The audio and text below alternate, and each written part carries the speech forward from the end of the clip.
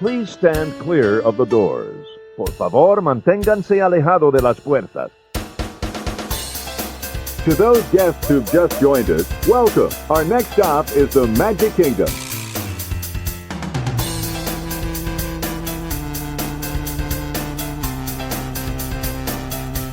Ladies and gentlemen, we are approaching our station at the entrance to Main Street, USA, gateway to the 7 scene lands of the Magic Kingdom.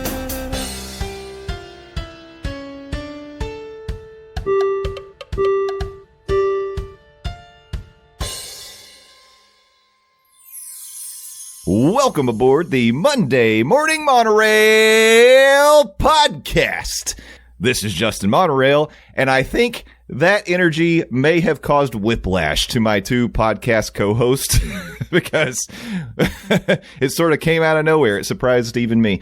Welcome back to the Monday Morning Monorail podcast. This is episode number 208, and it is officially Chicken Nugget's birthday, July 1st, 2024. So happy birthday to the one and only Chicken Nugget. And we're going to celebrate appropriately. We've got news from around the parks. We've got FastPass standby snack break. And before we get to that, we got to welcome in the other monorail co-pilots. So let's bring in both of them one at a time. First of all, we're going to start with the one that nearly choked to death before we started the show. And it's Landon, the Dawes Doan. Landon, can you confirm or deny, do you still have a pulse? As of this recording, yes, I do have a pulse. And to Jay's point, yes, for some reason, I almost choked to death on my own spit right before we started recording. So that was fun. Hi, everybody, coming to you from the Isolation Station Club. It's me. It's the DOZ, Landon the Dawes Doan, and it's a Monday morning. You know what that means. And I actually have an audience here in the Isolation Station Club. So, smoking hot girlfriends in the background. So Yay. If I somehow randomly say something funny, I might get a laugh. Landon's got his own laugh track. That's not fair. So, baby, if the red light that says laugh turns on, that's when you're supposed to laugh, okay? Thank you. We also got the Monorail Band over here. Give it up for them, everybody. Questlove. We got Matt Damon coming up later on. It's going to be great, everybody. Yeah. It's good stuff. Well, that's fun. I'm glad Landon's got a live studio audience this week. That brings a new energy to the podcast. But you know, something else that brings energy to the podcast is the youth movement. And that is, of course, the third member of the Monorail co-pilot team. And that is Stepher's. Stepher's, bring that youth energy to the show. It's the most dead one here, and you're like, bring the youth energy. Chugs Alani and hopes for the will to live. It might be at the bottom of that can, but yeah, there you go. Yeah, maybe we'll let you know. Bring it, noted young person, Steffers. I brought myself. Yeah, and I can't say the rest of what I was going to say because this is a family podcast. Well, it's family adjacent. We really I brought myself, Good. Just without pants. Okay. There it is. Listen, Landon gave me the go-ahead, so I went with it. Yeah, exactly. Landon said it was okay, so it must be true. What could possibly go wrong? Well, big dumb idiot said it was fine. It is a couple weeks hey, after. It's an audio podcast. It is. No video evidence of this, and it's a couple weeks after Donald Duck's birthday, but, you know, we celebrate all year long. Yeah, we celebrate it year-round. Oh, my goodness. But there's my youth energy for you. I love it. Thank you, Steffers. Try. No, it's great. I'm happy to have my monorail co-pilots by my side as we enter into another round of the Monday Morning Monorail podcast today. I have so many articles, and there's some big news that we're going to talk about as we get into it. But make sure that you stick around with us because we are going to be revisiting FastPass Standby Snack Break, and you're not going to want to miss that at the end of the show. But of course, before we do that, we got to talk news. So let's dive headfirst into the Disney news.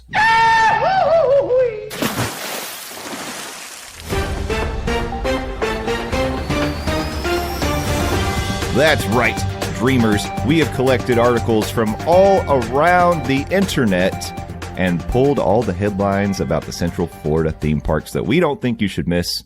We're going to present them to you right here today. And you know us. And if you know us, then you would know if the Disney Parks blog drops a food guide, we're going to talk about it. It does not go unnoticed. It will not pass by quietly. We're going to bring it to the forefront because we love food. It's kind of a monorail staple around here.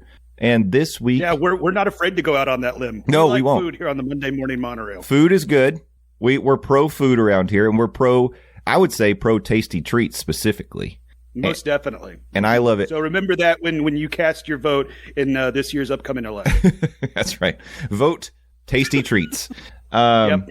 Well, this week we were very excited to find out that the Flavors of Florida presented by Corksicle is returning to Disney Springs with a menu that will make your taste buds dance with delight. From July 1st through August 11th, 2024, you'll have the opportunity to taste some of our must-try items at over 40 flavor-filled locations across Disney Springs.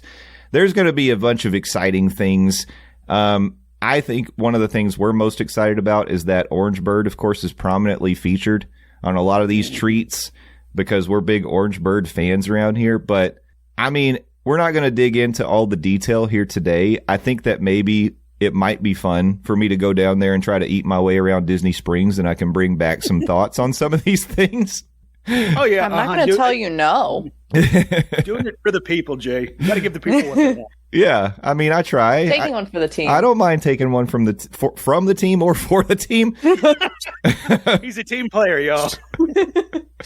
But I will do it. But yeah, I mean, we'll post this. We can post this in the show notes if you want to go scroll through and take a look at the menu. But I've got a lot of eating ahead of me because, as you know, of course, Tiana's Bayou Adventure officially opened in the Magic Kingdom last week. And along with it, there are some special Mardi Gras themed dishes that you can try around the Magic Kingdom. So I've been tasked with trying those by the Monorail family, and now I've got, oh my goodness gracious, 40 flavor-filled locations at Disney Springs. I've got to... Oh. Yep. Well, yeah, you do. Hear me out. Okay. Oh, wait, I don't actually think this is physically possible. I was going to say, hear me out. What if I hate myself enough to fly Spirit and we split this whole foodie guide, right? And then we each get all of it, but then we take a bite for bite, I just don't think between when this starts to when this ends, I actually can make it down to Florida, which is unfortunate for me. Then there's no way this plan can work, Steffers. I was trying to do it for the people. Appreciate the enthusiasm, but I see a slight flaw in your plan there. Plus, you don't want to punish yourself like that. Flying Spirit, gross. Right. Yeah. You're not wrong, but listen. That would be the for the people.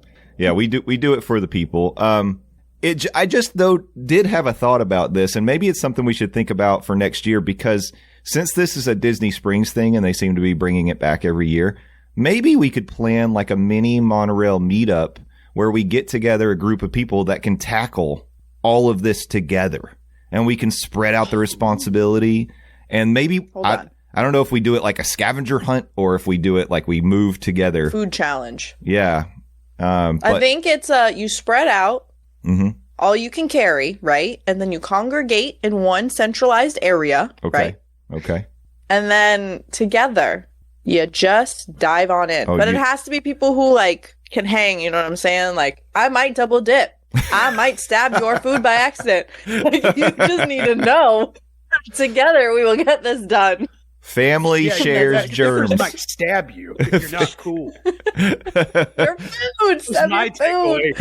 Pepper's just out here stabbing suckers in Disney Springs. Only Landon. Come hang out next year.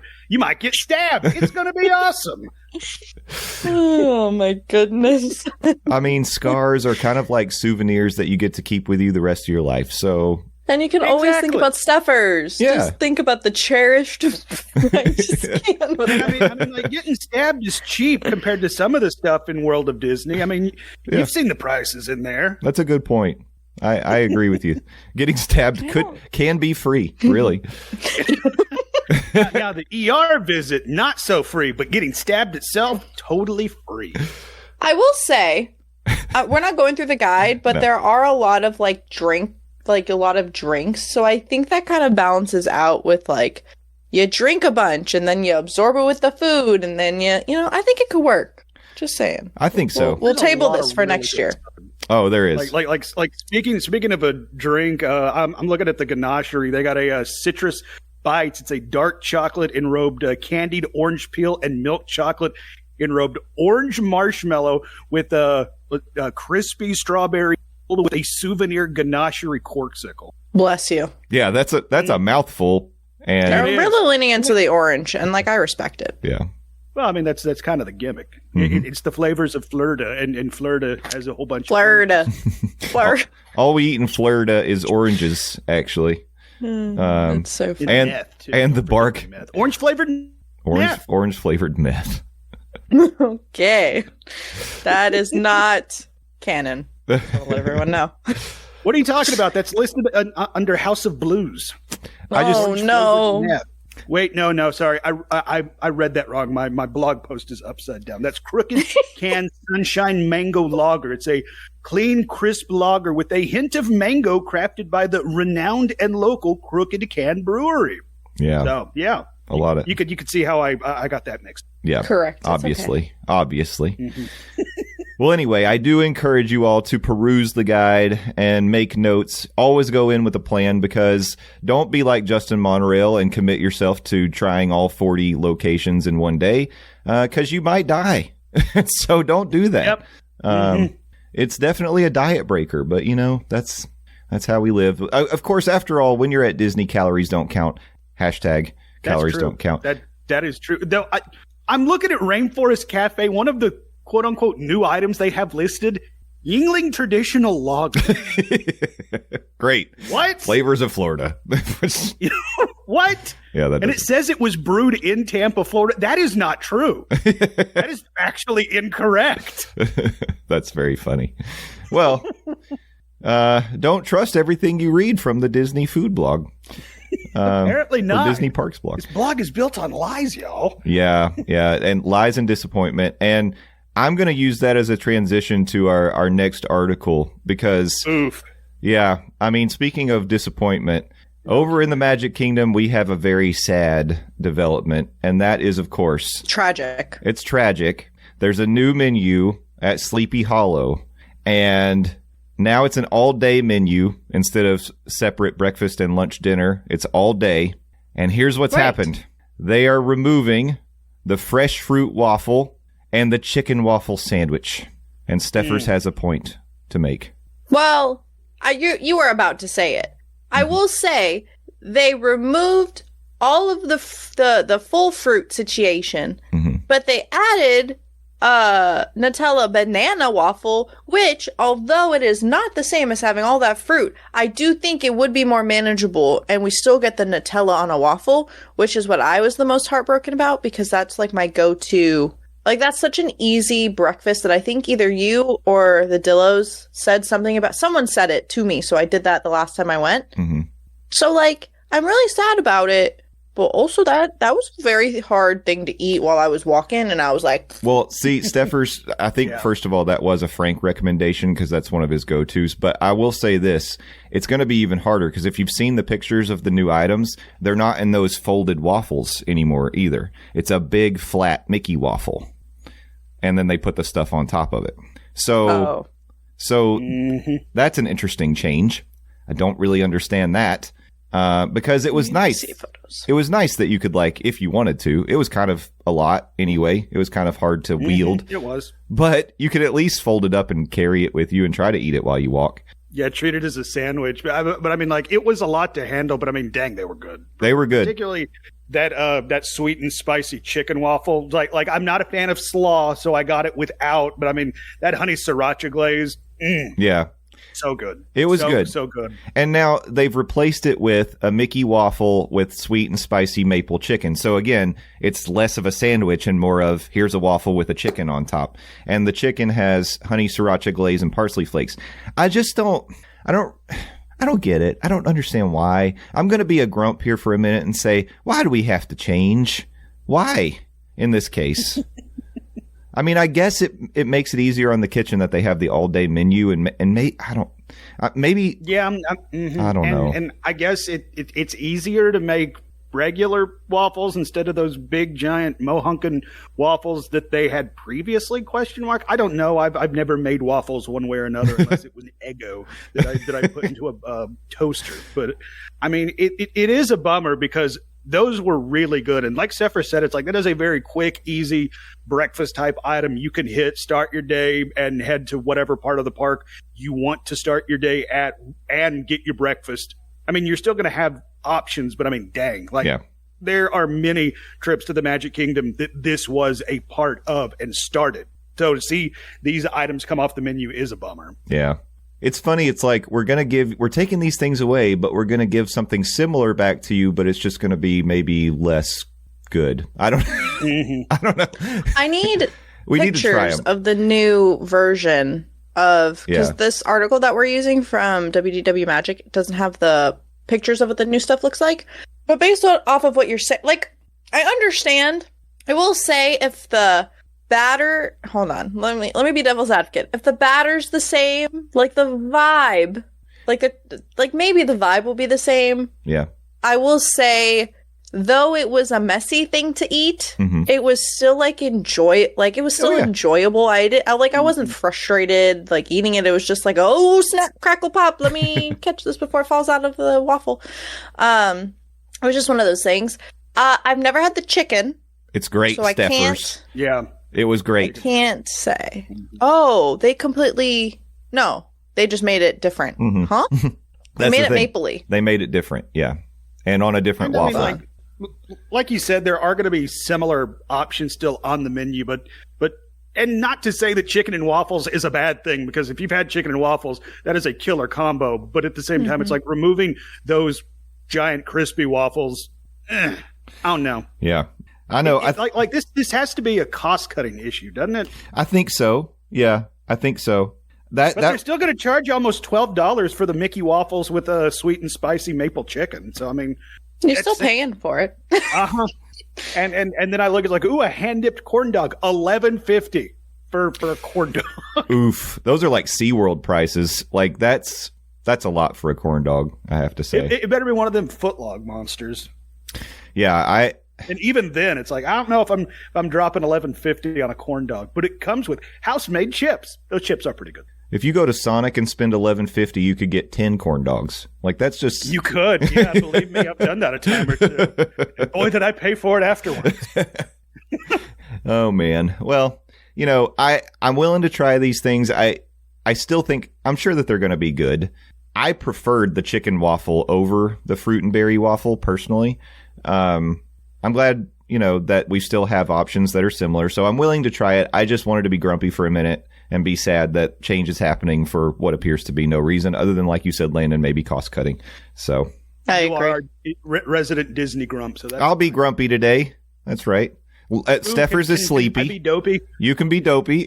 No. I was chokey. Chokey. So, yeah. He's the less known. But Steffers. Landon, you want to tee up this next one? Peter Pan? Yeah, changes are happening not only to the menu there at Sleepy Hollow. More changes are coming in the Magic Kingdom. Peter Pan's flight is going to be temporarily closing this summer, starting 1 week from today, July 8th, and continuing through August 20th. It will reopen to guests on the 21st of August. Imagineering recently filed a permit for Peter Pan's flight carrying the description of, quote, install set elements, end quote. The permit suggests that while we might see some changes when the ride reopens in August, although Disney has not announced the details for any updates. For such a popular ride to be down during such a busy time of the year is a surprising move by Disney. Don't get me wrong. I love the fact that they are still giving TLC to a day one attraction in Magic Kingdom, if I'm not mistaken. I think you're right. Yeah, I think it was opening day. So the fact that they're continuing to upkeep it and possibly, you know, improve and stuff like that, I love to see that, as opposed to like we've seen some attractions just kind of been left in states of disrepair, so to speak. I love the fact that Peter Pan's flight looks like going to continue to be taken care of. the timing on this is eyebrow raising. I do like the fact that I guess to kind of balance this out, we can go ahead and take a peek see over to Hollywood Studios today. If you're listening, July 1st, the day this podcast drops, they made an announcement last week. Rock and Roller Coaster is going to be opening 3 weeks ahead of its previously announced reopen date, July 1st. So I like the fact that, in the Magic Kingdom, one of the more popular attractions that has got some crazy long wait times for that queue. I mean, like hour plus sometimes I've seen. That sucks for Magic Kingdom, but on the flip side, there's going to be an attraction reopening in Hollywood Studios that people can go do. Yeah. So it's kind of, give and take. But I mean, July 8th through August 20th, that's 6 weeks in one of the most busiest times of the year for the Magic Kingdom. Kind of surprising. Well, I will say, if you've noticed, if you've been keeping your ear to the ground, you have seen Disney's keeps dropping summer promotions to get discounts staying at their hotels.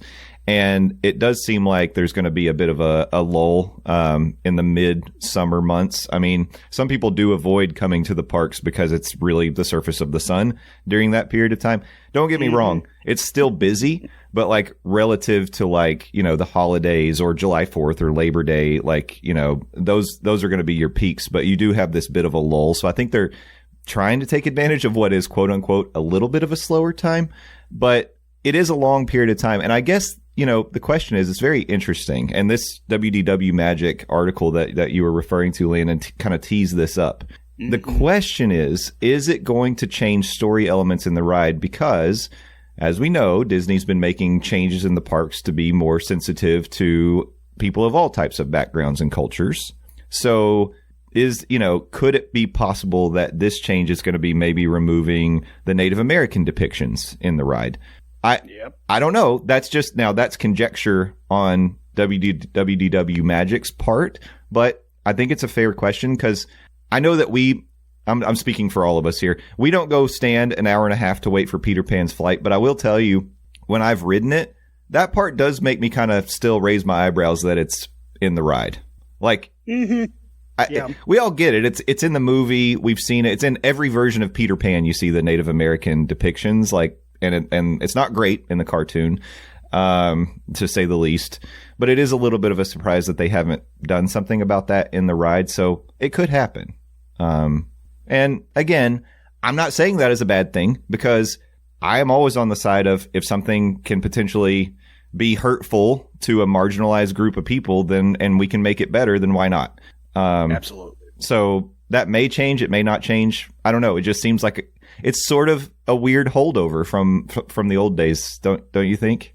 Most definitely. And I do think we've seen Disney do instances of, taking into account people of other cultures and their sensitivity to how they are depicted. We've seen them make changes to stuff like Jungle Cruise and Splash Mountain. You may have heard of that. So, I mean, it's not unheard of for Disney to take that into account when it comes to renovations and stuff like that. So it will be interesting to see what move Disney does when it comes to Peter Pan's flight being down for the 6 weeks that it is.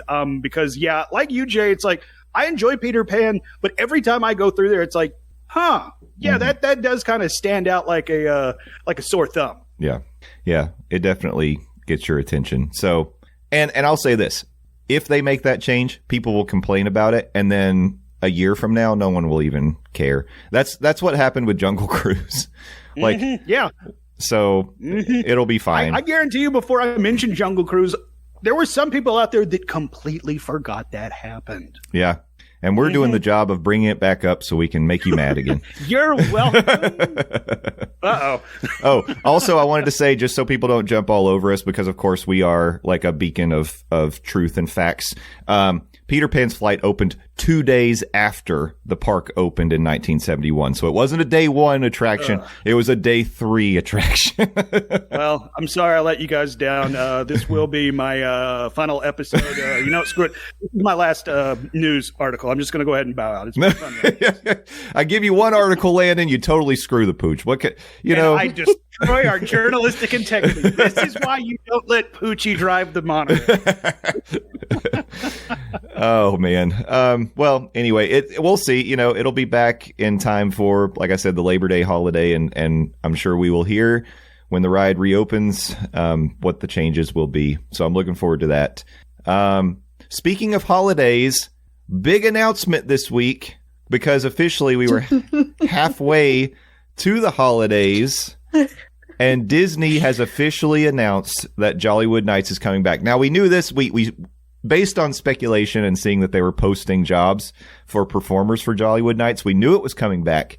But now it is confirmed. According to the Disney Parks blog, I'm going to read it just like it says. Get your holiday glam ready, because Disney Jollywood Nights is once again rolling out the red carpet. On select nights November 9th through December 21st, you can get holly and jolly for 5 festive hours from 7:30 to 12:30 a.m.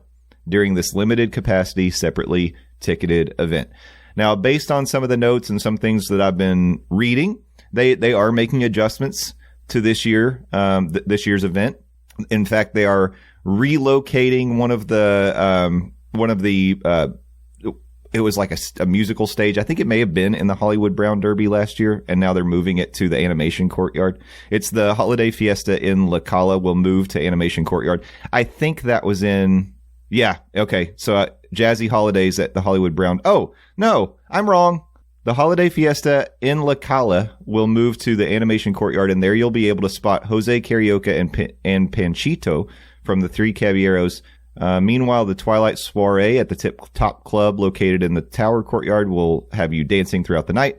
Jazzy Holidays at the Brown Derby will return. So I don't know where this one was located last year, so I apologize. I didn't go to Jollywood Nights. Yes, Steffers, do you know? I do not know. Actually, this whole Jollywood Nights thing kind of confuses me, but like it's fine, like no big deal.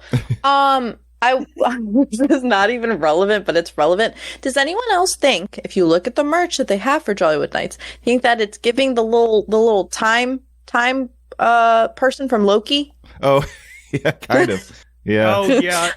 I can't unsee it now that I saw it.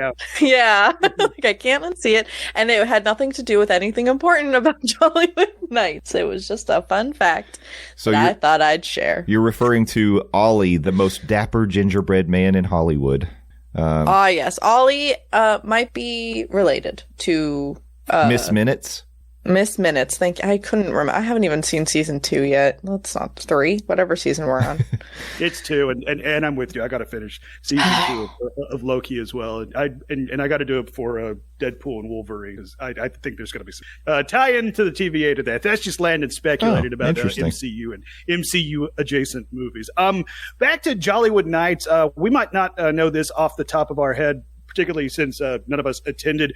This year's party is going to be 7:30 p.m. to 12:30 a.m., so it gives you 5 hours in the park. Is that the same amount of time it was last year? Because it seems like last year one of the complaints was you didn't have enough time in the park to get everything done for what they were advertising for.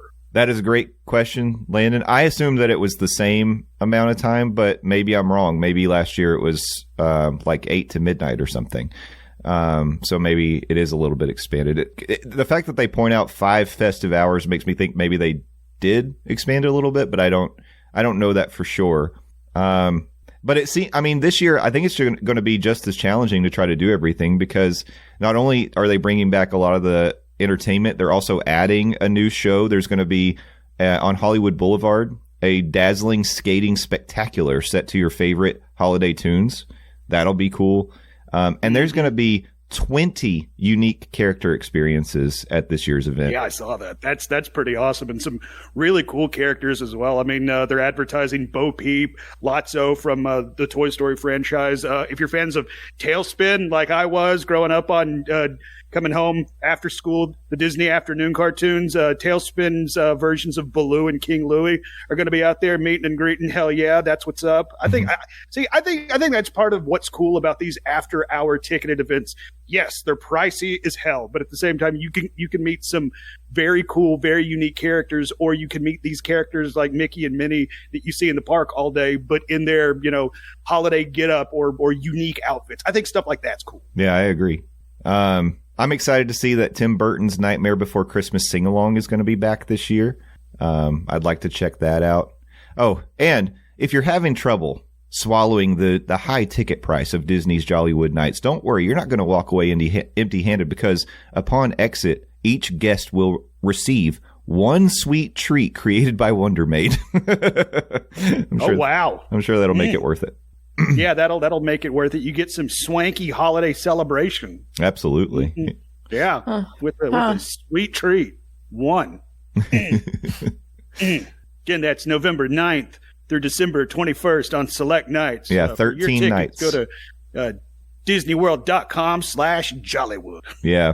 But that's not all. Tickets go on sale July 10th. What else is it, Steffers? Oh, what if Jollywood Nights isn't your jam? You know what I'm saying? Like, there is also a classic that has returned again for another year, and that is Mickey's Very Merry Christmas Party, which I actually attended was that last year? Last year. Don't remember what year that was. Don't know what year we're in. But they also announced Mickey's Very Merry Christmas Party. There's a new merchandise collection, which looks very like that mug. I don't need a mug, but I want a mug. You know what I'm saying? After looking at this, classic entertainment favorites will be back. Mickey's Once Upon a Christmas Time Parade, Minnie's Wonderful Christmas Time Fireworks Show, and Mickey's Most Merriest Celebration Castle Stage Show are all returning.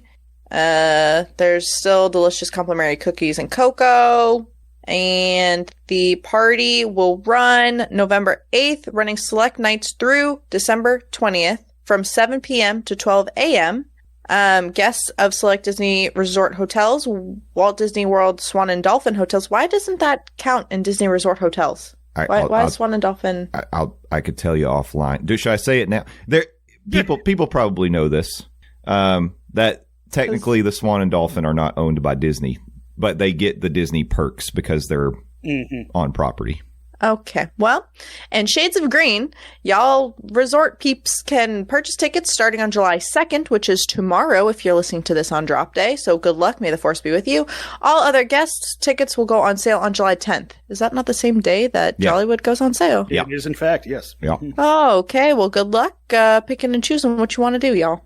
Yeah, it's going to be a very busy day calling that a special 407 number if you decide to go that route. Oh, I fully expect a www.disney.com website crash that day. Yep. Like it'll go ahead and rent some extra servers, Disney. It's going to be smooth as ever when they do a big event. They start selling the tickets. Possibly go wrong. As a side note, I just want to tell a quick side little anecdote. So it kind of bothers me sometimes when I see people post on social media that like overheard at Disney and they're making fun of things that guests say that are not Disney nerds like us. So they don't know every little excruciating detail about what's in the park or what park they're in all the time, although they should know that. But sometimes they don't.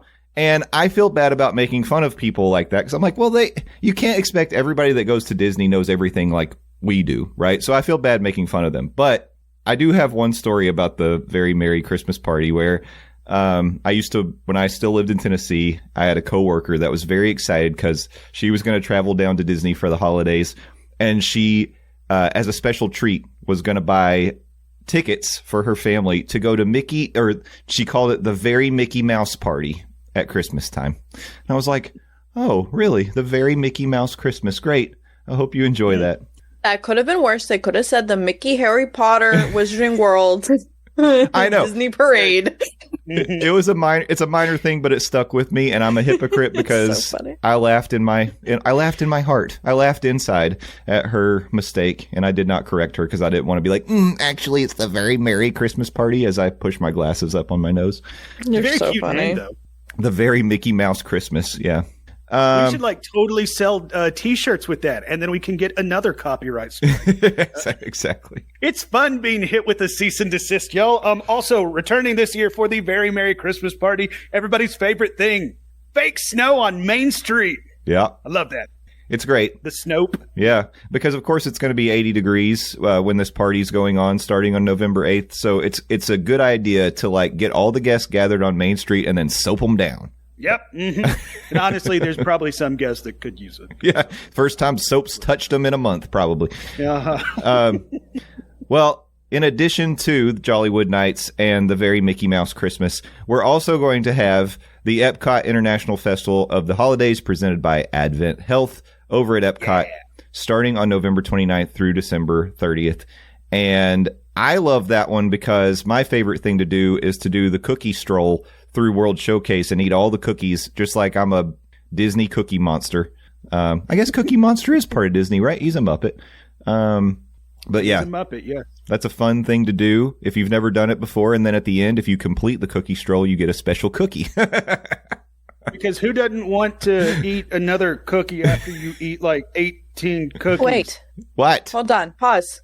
Cookie Monster's on Sesame Street. Yeah, he's a Muppet. That's SeaWorld. Oh, you're right. Well, why are...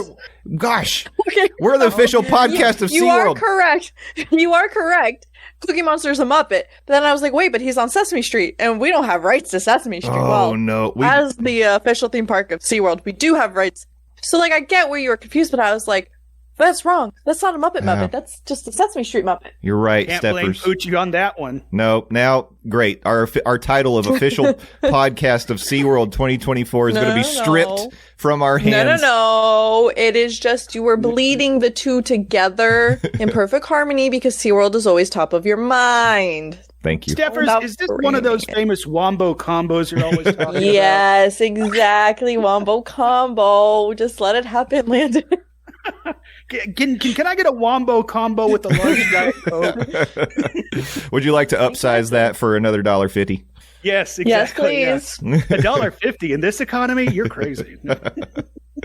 No, but the International Festival of the Holidays, I think, is so cool, and it stands out to the other Christmas activities at Disney because with the way the World Showcase is dressed up, and I'm not going to say it's like, oh, cool, it's like I'm actually traveling to Germany to celebrate Christmas. Obviously, it would be more immersive to actually travel to Germany for Christmas. You get a small, brief taste, maybe an appetizer of what it's like to celebrate Christmas in Germany and the other countries around the World Showcase. I think that's really cool. My only complaint about the International Festival of the Holidays is the start date, because I've been down to Disney for Christmas, and one of my favorite parts about it is just going to all the parks and seeing all the cool decorations up, like over in the not the Magic Kingdom, excuse me, the Animal Kingdom. They got the Merry Menagerie, like puppets or whatever. I think those are always so cool. And then you go to Epcot, and Epcot just looks like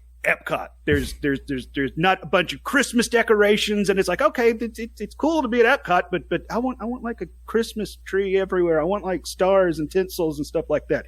Now, once it hits on this year, November 29th, 29th, excuse me, running through December 30th.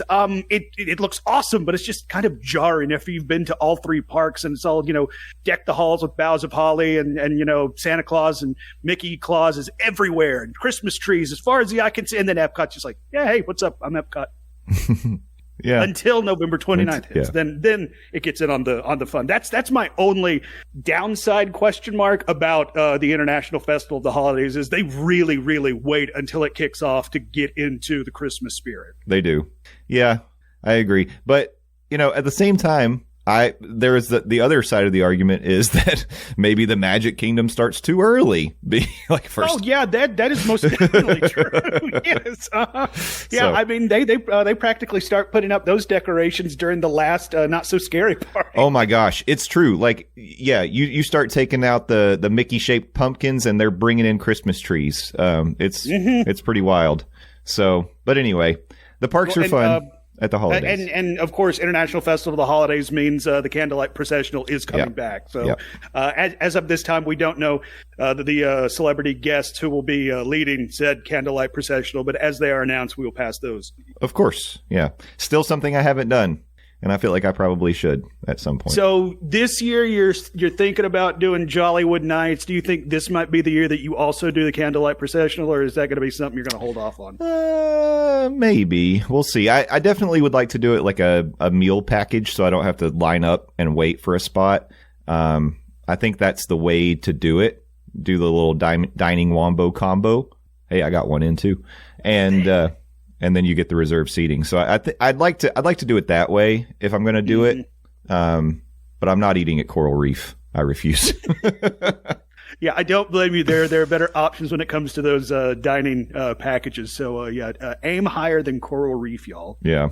Aim higher. Sorry, I know there are people out there that love it. I'm not a fan. Yeah, just not our jams here on the Monday morning monorail. I did mention the Merry Menagerie over in Disney's Animal Kingdom. That too is also going to be coming back this year for the holidays down at Disney. If you've never experienced them, like I said, they're kind of like marionette puppets. They're artisan sculpted winter animal puppets hanging out in front of the Tree of Life and interacting with guests as they walk by. It's really cool to see cast members play and make these puppets come to life and play, particularly with the little kids walking by. And I'm going to be honest, big kids like me think they are so cool. And also making a comeback this year is going to be the Yuletide projection shown on the Hollywood Tower of Terror is going to be back as well, showing Woody, Jesse, and Buzz from Toy Story in their festival attire. So wonderful. I don't know if I've ever seen the Yuletide projection on the Tower of Terror. So I think I'm going to have to check that out at some point. That sounds cool.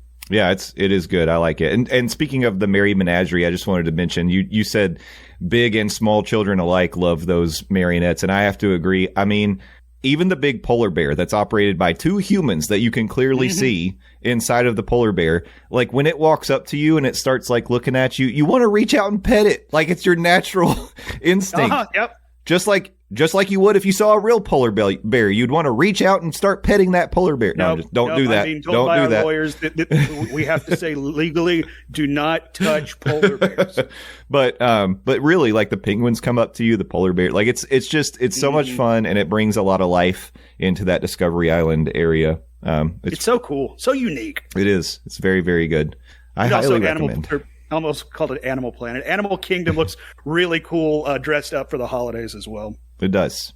We all love the holiday decor around the parks. And then, of course, if you dig holiday decor, you got to head to the resorts because they're going to have their giant Christmas trees out in the lobby. The gingerbread houses are going to be back as well. That's always something really cool. And it's also something really free you can do at Disney as well. You don't have to have a park ticket to go look at the amazing pieces of art in these gingerbread houses that the cast members put together for this time of year. It's super cool. And then you get to walk right up in the Grand Floridian lobby and you see that larger-than-life gingerbread house, and you can just snap pieces off and eat it right in the cast member's face. No, don't do that either.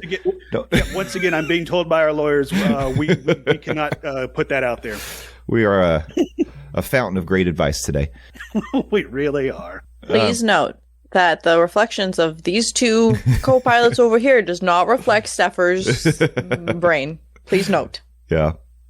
We're in this together. We're all in this together, Steffers. Yep. Okay, you can't make a High School Musical reference when, like, this not... That was a me thing. Get out of here. But very proud of you that you made that reference.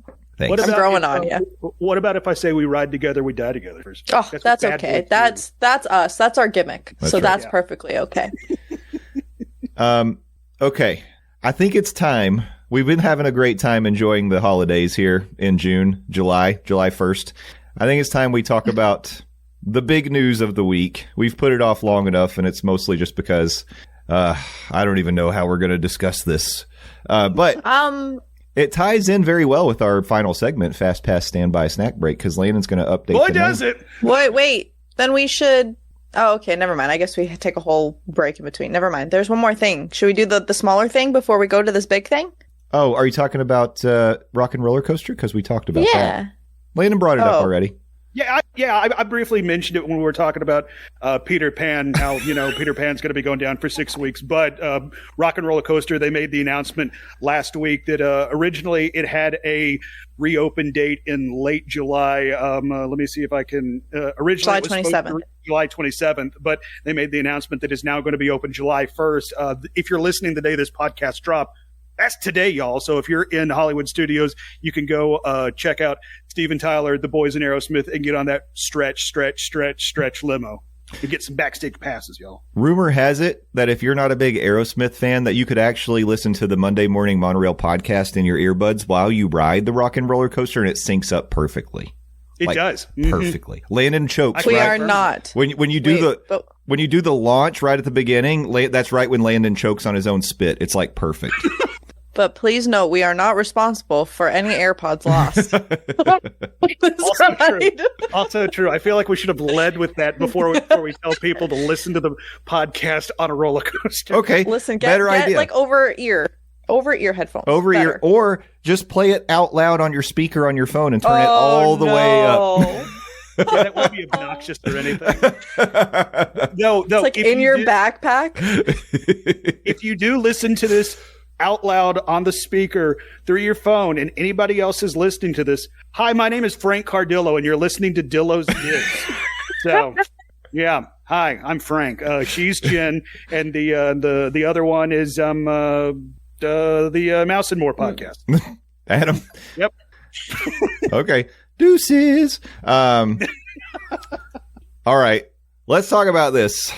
All right. I have questions. Well, we all have questions. We'll tee it up and then we'll get into the questions. So this is again from Disney Parks blog.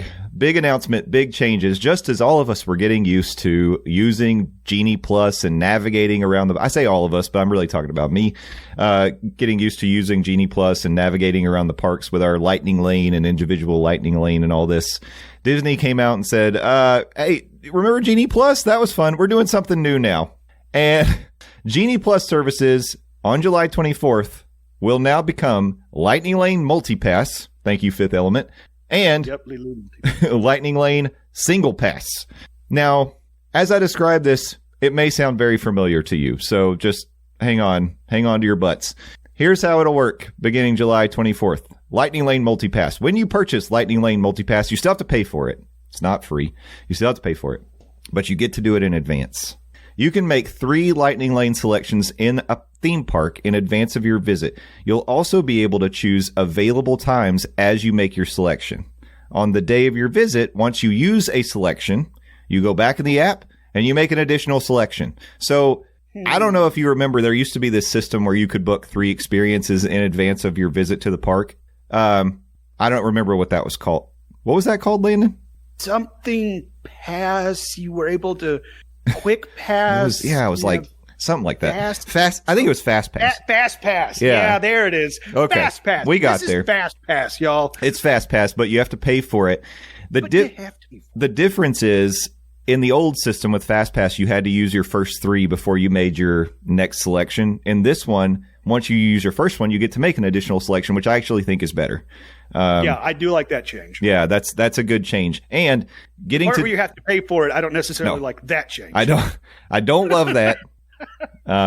But it is nice you get to do it ahead of time again. So guests staying at a Disney hotel and other select hotels will be able to plan Lightning Lane passes up to 7 days in advance for their entire length of stay up to 14 days.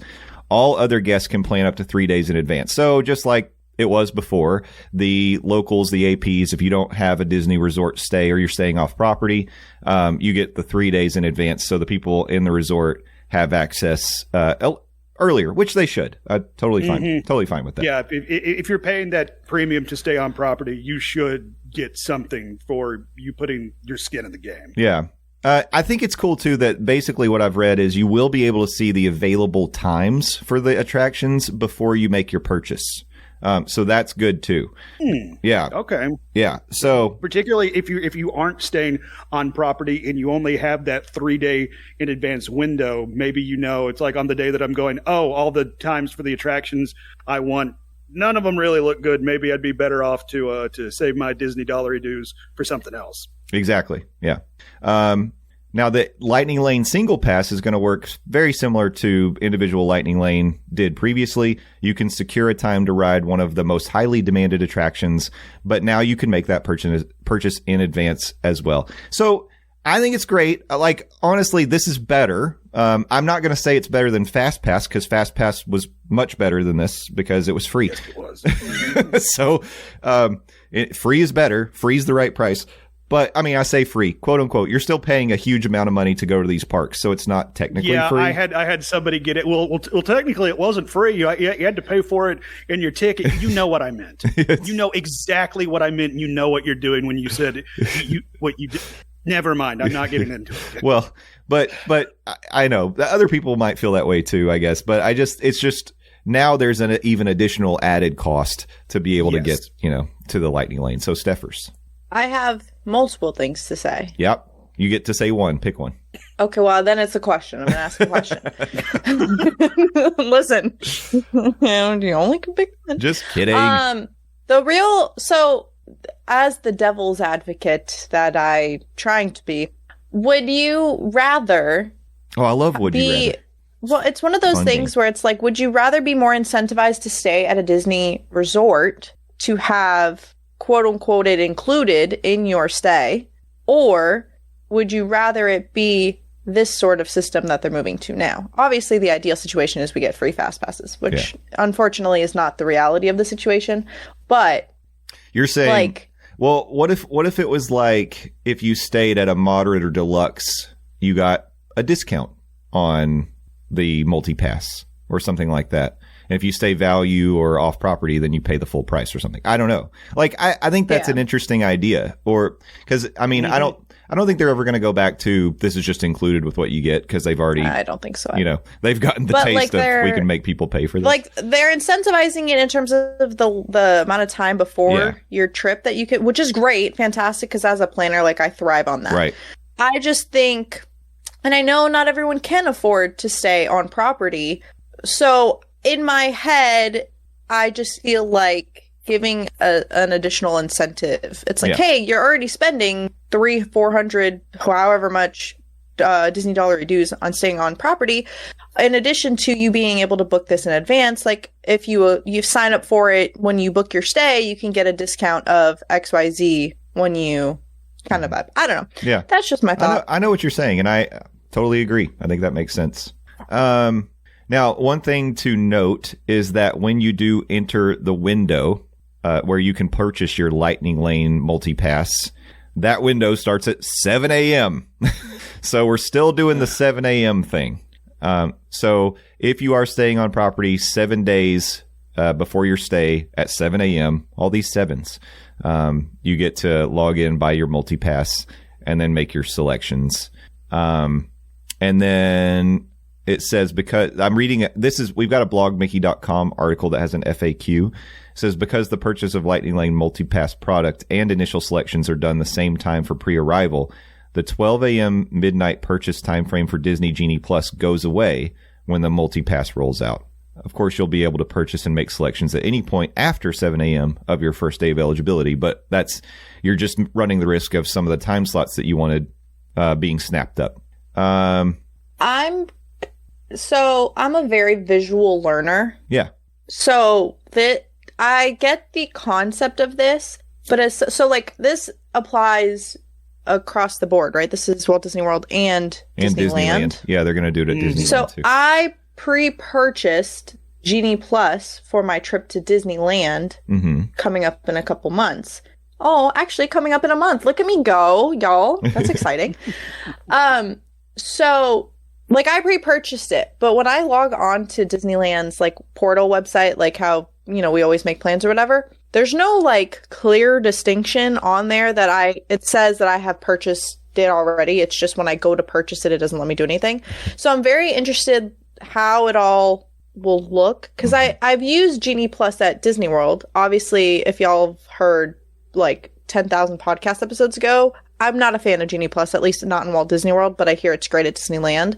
So I'm interested to see how it bridges the gap between how FastPass used to be and how Genie Plus is current, like how that works now, because I'm not gonna lie, I'm really anxiety. Things like this, like I love planning, but like having like a time frame and having like trying to, quote unquote beat the rush and kind of, like stuff like this, like this is really anxiety inducing. And then to top it all off, your 7 a.m. stuff doesn't stop there, because when you finally arrive and you want to get a virtual queue for something, at least in Walt Disney World, like you gotta get your life, like it's nonstop in my opinion. Still gotta do that too. Yeah.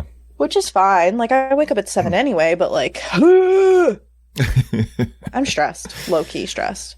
You're low-key stressed? Low-key stressed. Yeah. Miss Minutes. I get it. I mean, the thing is, it seems like every time Disney makes a change to their policies about like the Genie Plus, the Lightning Lane, virtual, any of this stuff, everything just keeps getting just a tad more complicated every time. It really does. And even though they're moving away from the name of Genie Plus, and I think everybody is okay with it, I had just gotten used to the name Genie Plus, and it feels like just constant name whiplash or rebranding of IPs and stuff like that. It's a little bit exhausting. Yeah. And I think Lightning Lane Multipass is a much better name than Genie Plus. Let's just stick with this, Disney. Can we stick with this or just go back to effing FastPass? Well, Please. That's the thing, though. I don't know why. I think it's because of the association with the previous system. So, like, I get it. But like you said, Genie Plus, like, we just got used to it. But it wasn't a very intuitive name for it, because it's like, okay, so you have Genie Plus, then you have individual Lightning Lane, and then you have this. But what's the difference between this and the... So, like, I get what they're doing. It's very much more user-friendly in terms of, like, hey, let me associate single... whatever the heck, single pass, single whatever this thing, and then multi-pass is multiple things. Like, I get that. I just kind of just miss FastPass. Why can't we just bring the kiosks back? Hear me out. Bring the kiosks back and just let me get it when I get there for free. I'm fine with it. Give me a little paper stub. Totally fine with going back to paper stubs. I don't know. I liked the pre-planning, knowing I had at least 3 attractions I was going to be able to do. So I like the fact that they are moving back to this. I just hate the fact that it's now one more thing that Disney has put behind a paywall and is making what is already an expensive endeavor in going to Walt Disney World as a whole that much more expensive if you want to do this. Yeah. That, and then also it's another, well, it was already on a phone, so it's like I get the ease and the the ease of use. Let me say it like that. But like it's as a millennial, since I am the youth of this podcast, noted young person. I'm tired of having to whip out my phone and try to refresh to get the things that I want to get. Which, like, yeah, I don't necessarily have to. I could just stand in line. Like, with this, you could pre-book whatever. But then when you're done with your bookings, like, you obviously want to get your money's worth and keep using it. You know what I mean? Yep. So it's like, rock in a hard place. And then when you're trying to charge your phone, but you also still need to use it, it doesn't charge as great. So then you have to lug a big old battery with you, but you don't necessarily. But you could get a fuel rod. But don't you worry, Disney will let you pay for one in the park too. It's like that's like a whole thing. It's like, I mean, in order to like maximize your Disney day and do all the things that you need to do, it is a battery draining endeavor because you're going to have your phone in your hand most of the day. And I mean, between mobile ordering, mobile purchasing in the shops, if you want to do that, if you're doing the multi-pass Lightning Lane, or even if you're just using the app to look at wait times and use, I don't know if the tip board's going to go away, but that, all those sorts of things. Oh, that's a good question. Yeah. I wonder the tip if they're board was going worthless to keep anyway, that in my opinion, but well, it wasn't very. So my opinion on that is it wasn't very intuitive in terms of like my plan, my future plan. It was just confusing. Just put it all on one screen. Yeah. Let me navigate it normal. Like that is a confusing thing for sure. I will say the one thing I do like, I'll say 2 things, but I don't really utilize one over the other. I do enjoy that they have the mobile checkout for the shops. Me too. Because I find like food lines are always long. Like, so don't get me wrong, mobile order's great. But like the shopping thing, the last thing I want to do after walking all day, I just want a cute little souvenir. Yeah. And I love that they implemented mobile checkout. I think that was a great move by Disney. Particularly spots like the Emporium when exactly leave after fireworks with everybody else in the park. Oh, sweet baby Ray's, does that mobile checkout option save you so much time? It does. I'm shocked more people don't do it because there's never anybody waiting at the little, because there's always a cast member that you go and you show them that you mobile check out. There's never anybody there. Like it's so nice. But anyways, technology heavy is a visit to Walt Disney World. That is for sure. Unfortunately. Well, and it's funny. Me and Smoking Hot Girlfriend were talking about Epic Universe earlier today, and a trip to Disney did come up in conversation, and she said the exact same thing we're saying. It's like, we don't want to spend our entire trip and miss any memories we're trying to make on this trip because we're just buried in our phone the entire time trying to navigate our next move. Right. Yeah. I have to say something, and as we're transitioning to, in just a second, across to Universal, I went to Universal with Casey yesterday. We were trying to go see Cinesational, which I'll also talk about in just a minute. But when we got there, it was kind of stormy and it was rainy. So we ducked in. We did some things that we could do inside. We got some beers and hung out in like Thunder Falls and did a few things. But even on a rainy day, it was just like a relaxed, go with the flow kind of day at Islands. And then we hopped on the train and went over to Universal. And in my head, I'm thinking, and I know this is blasphemous.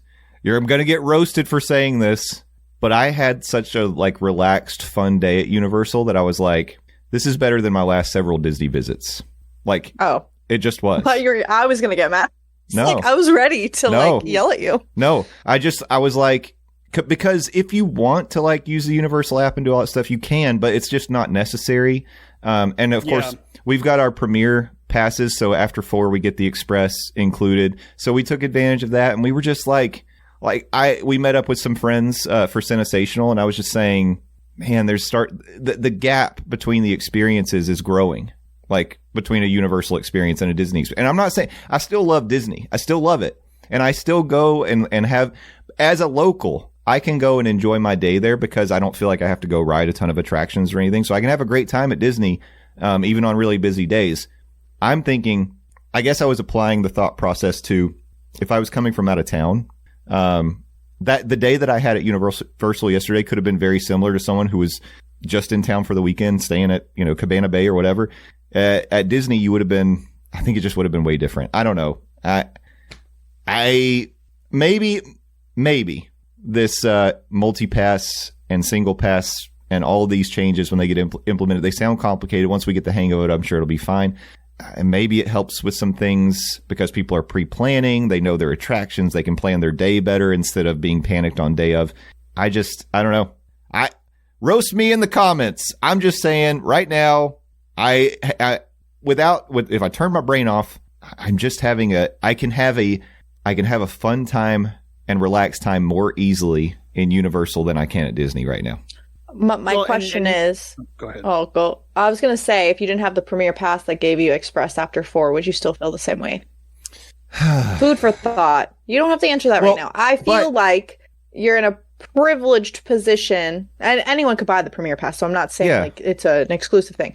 I feel like, or maybe this is related to like the rewritability of things at Universal. Like there's more to just kind of lounge around and do like kind of nothing and kind of still enjoy your time. But, like there are many like factors, because I've said this previously on previous episodes before, because yes, I am the Universal person in this little group, but like I don't feel as like I always am feeling like at Disney that I have to get my money's worth. Mm-hmm.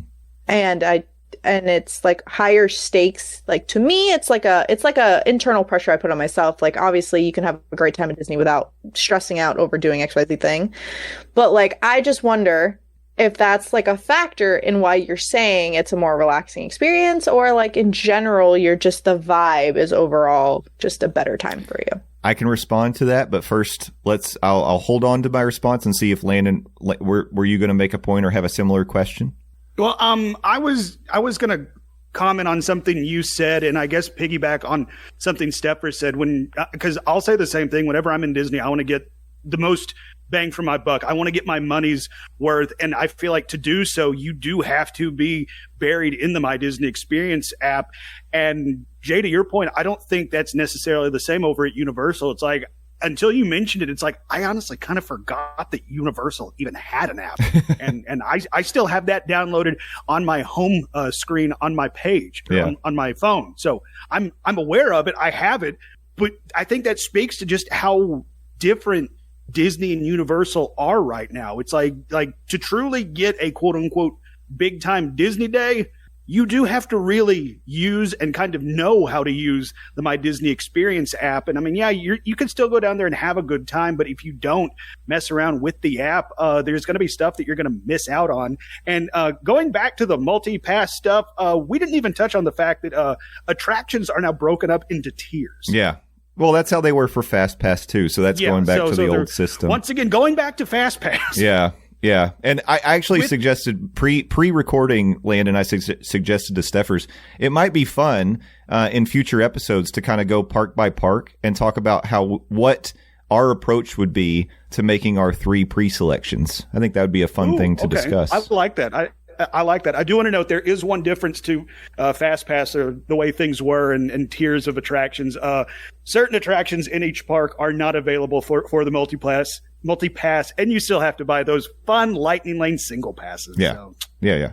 Right. That's because it's not enough that you have to buy the dang thing. You continue to have to pay more. Yeah. We invoked Adam from Mouse and More earlier, and I just want to say he tweeted something because I know he was on a trip down for the D23 event to ride Tiana's, and he mentioned that he overheard a conversation with a cast member and a guest at Cosmic Rewind where a family had walked up and the father was obviously frustrated, and he was like, I just wanted to ride this ride. And the cast member was trying to explain, well, you see, this is on virtual queue and then the individual Lightning Lane. And he let out some expletives, it's totally understand. He's like, you telling me I can't ride this ride? Like, because again, not everybody out there study this stuff the way that we do, and they have have it in their heads all the time. They come down to Disney because they're like, we're going on a fun theme park vacation. Yeah, we're going to Disney World. Yeah. And that's as much as they put into it. They don't know that they had to be up at 6:55 that morning and start refreshing My Disney Experience to wait for join virtual queue to go blue, and may the odds ever be in your favor at that point. Right.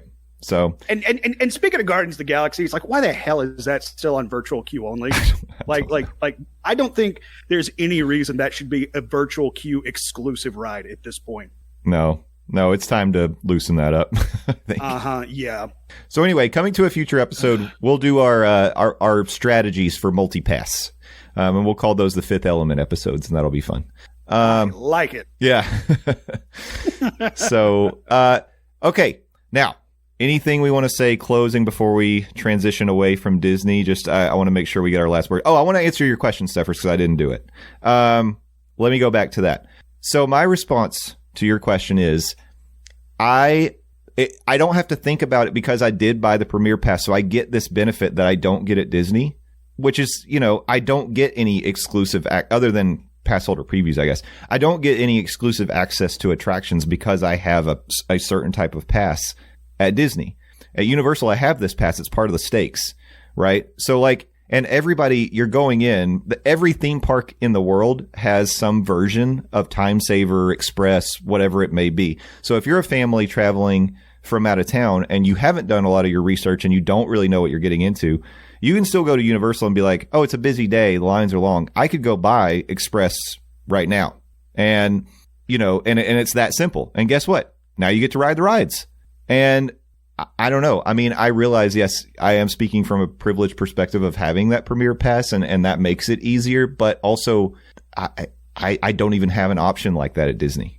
So I was just posing the question because I don't disagree in any way, shape, or form. I do feel like I don't know why Disney doesn't. I mean, they already have tiers, but they do the tiers based off of the days you can go to the park. They don't necessarily do the tiers based off of the access you have to their, you know what I'm trying to say. Yeah. So I get it. I was just wondering, if people are listening to this and they're all up in a tizzy about you saying that, it's we recognize that it's two different experiences, but it's still a great illustration of just how different but the same they are, because you could still have fun at both. Yeah.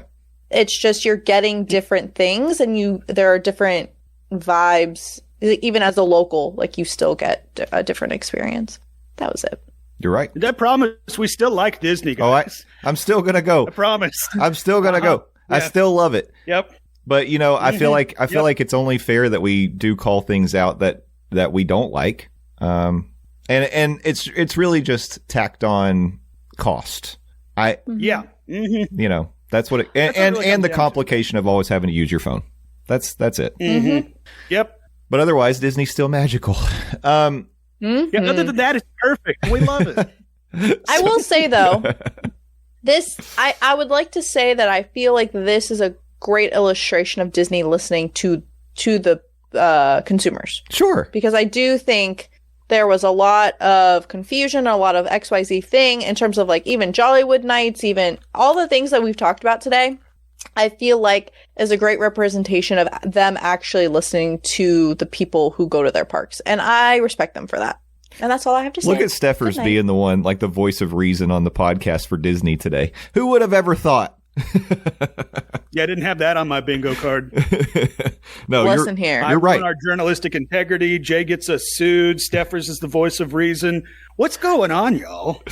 I mean, we all already know that when Epic Universe opens, that all of those things are going Game out the over. windows. Game over, man. Game over. Gotta get my my voice of reason in while I can. Yeah, Stefford's going to be out here screaming, "We stand on business, y'all."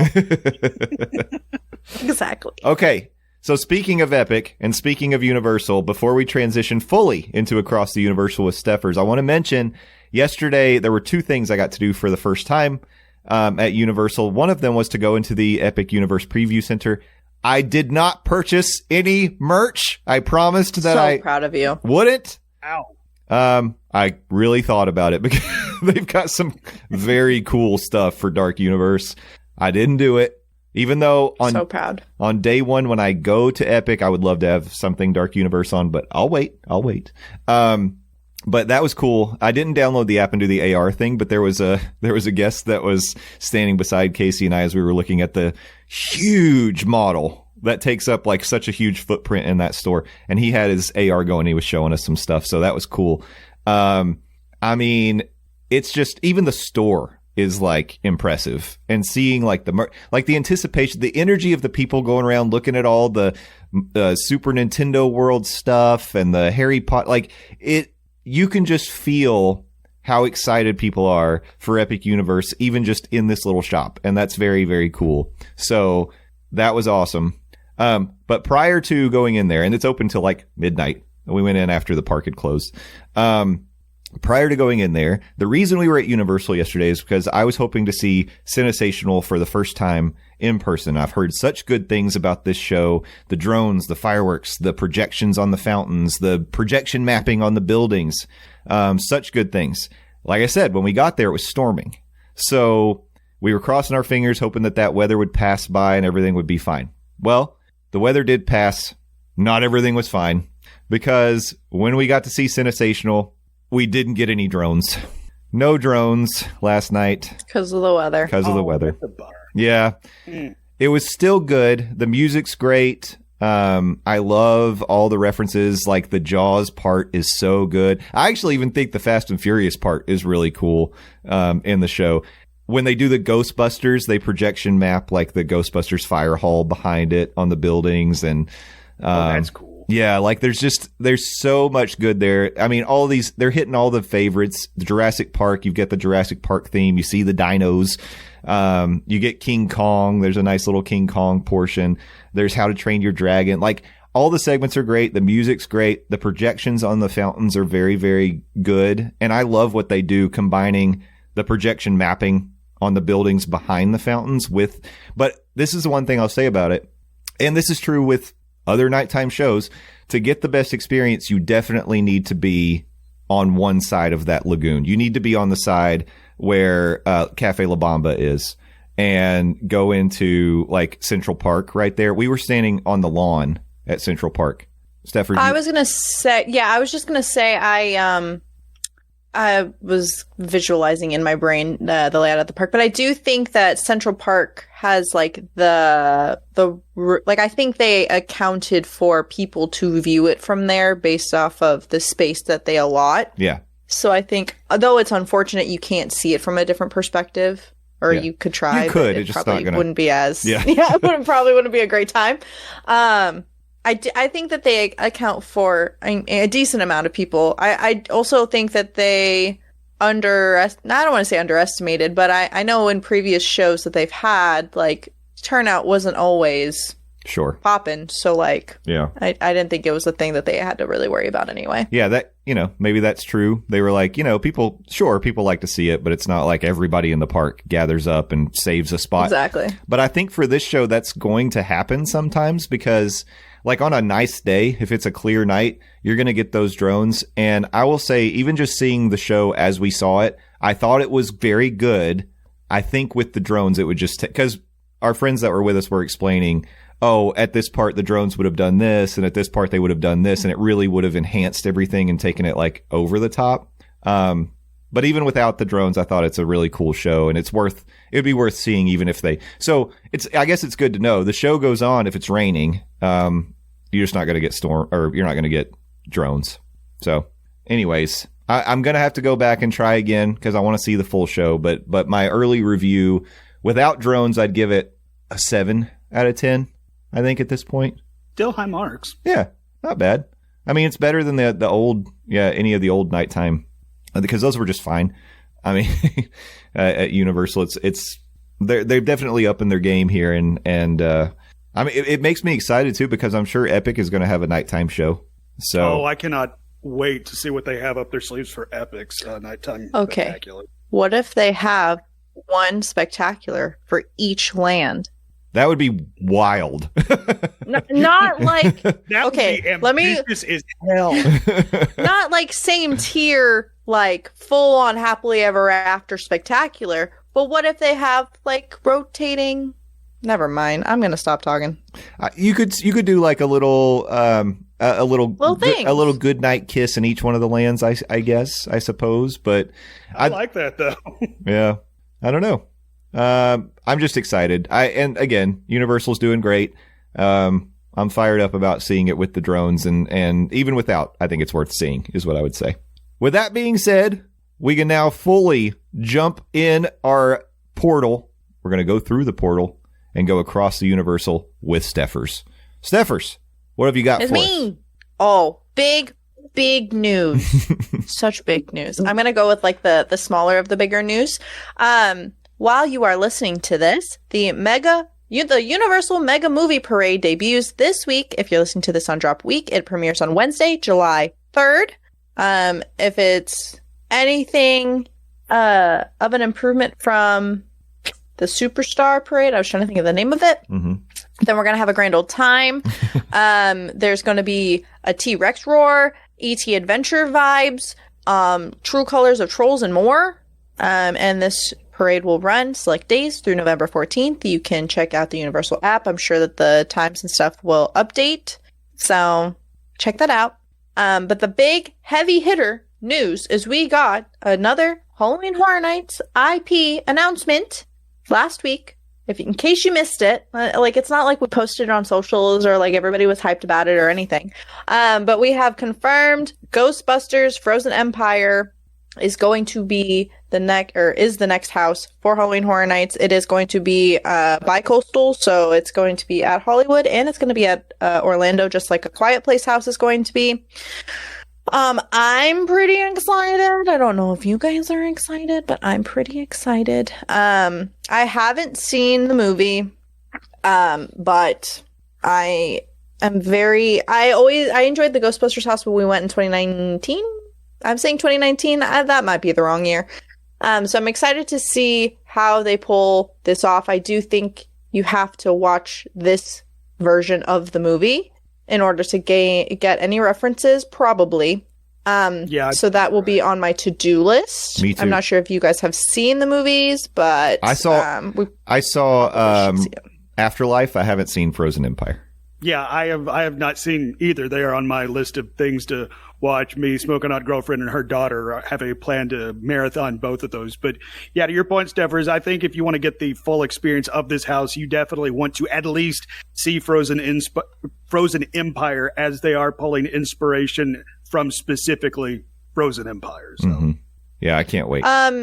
Yeah, so the description on the house is a bone-chilling new specter has escaped from an ancient artifact and he'll stop you cold. The Ghostbusters must team up to save you and the rest of the world from a second ice age. So I'm assuming this house is going to be very chilly. Oh, that'd be great.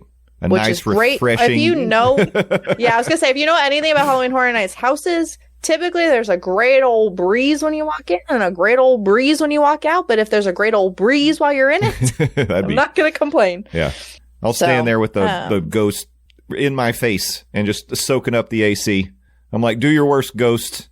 Yeah, I was gonna say this might be the first house that I go into just because it has AC. Like, okay, whatever your Satan's account and boo, spooky. You know how hot it is outside? I'm enjoying this nice 68 degrees y'all got going on in here. Have they ever made it snow in a house, Steffers? Hold on, let me think if that was that snow? I want to say yes.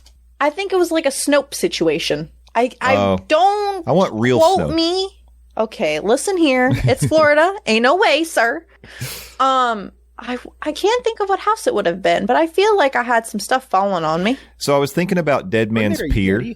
There was a Yeti house, but it didn't snow in there. Okay. Yeah. I was thinking about Dead Man's Pier Winter Wake because I think it definitely sprinkled on you in that house. I don't think it snowed though. I remember there being some water effect, and it was cold in that house. It was a little chilly in that house, which was nice. They must be, because I saw one of the creatives on Twitter retweet the Frozen Empire announcement, and they said, you'll be shocked at the scale of this house. And it makes me think, is it going into the same soundstage as Dead Man's Pier? I would love that because that house was mind-blowing. And they already showed that they could do like a cooling effect in there. So let's do it.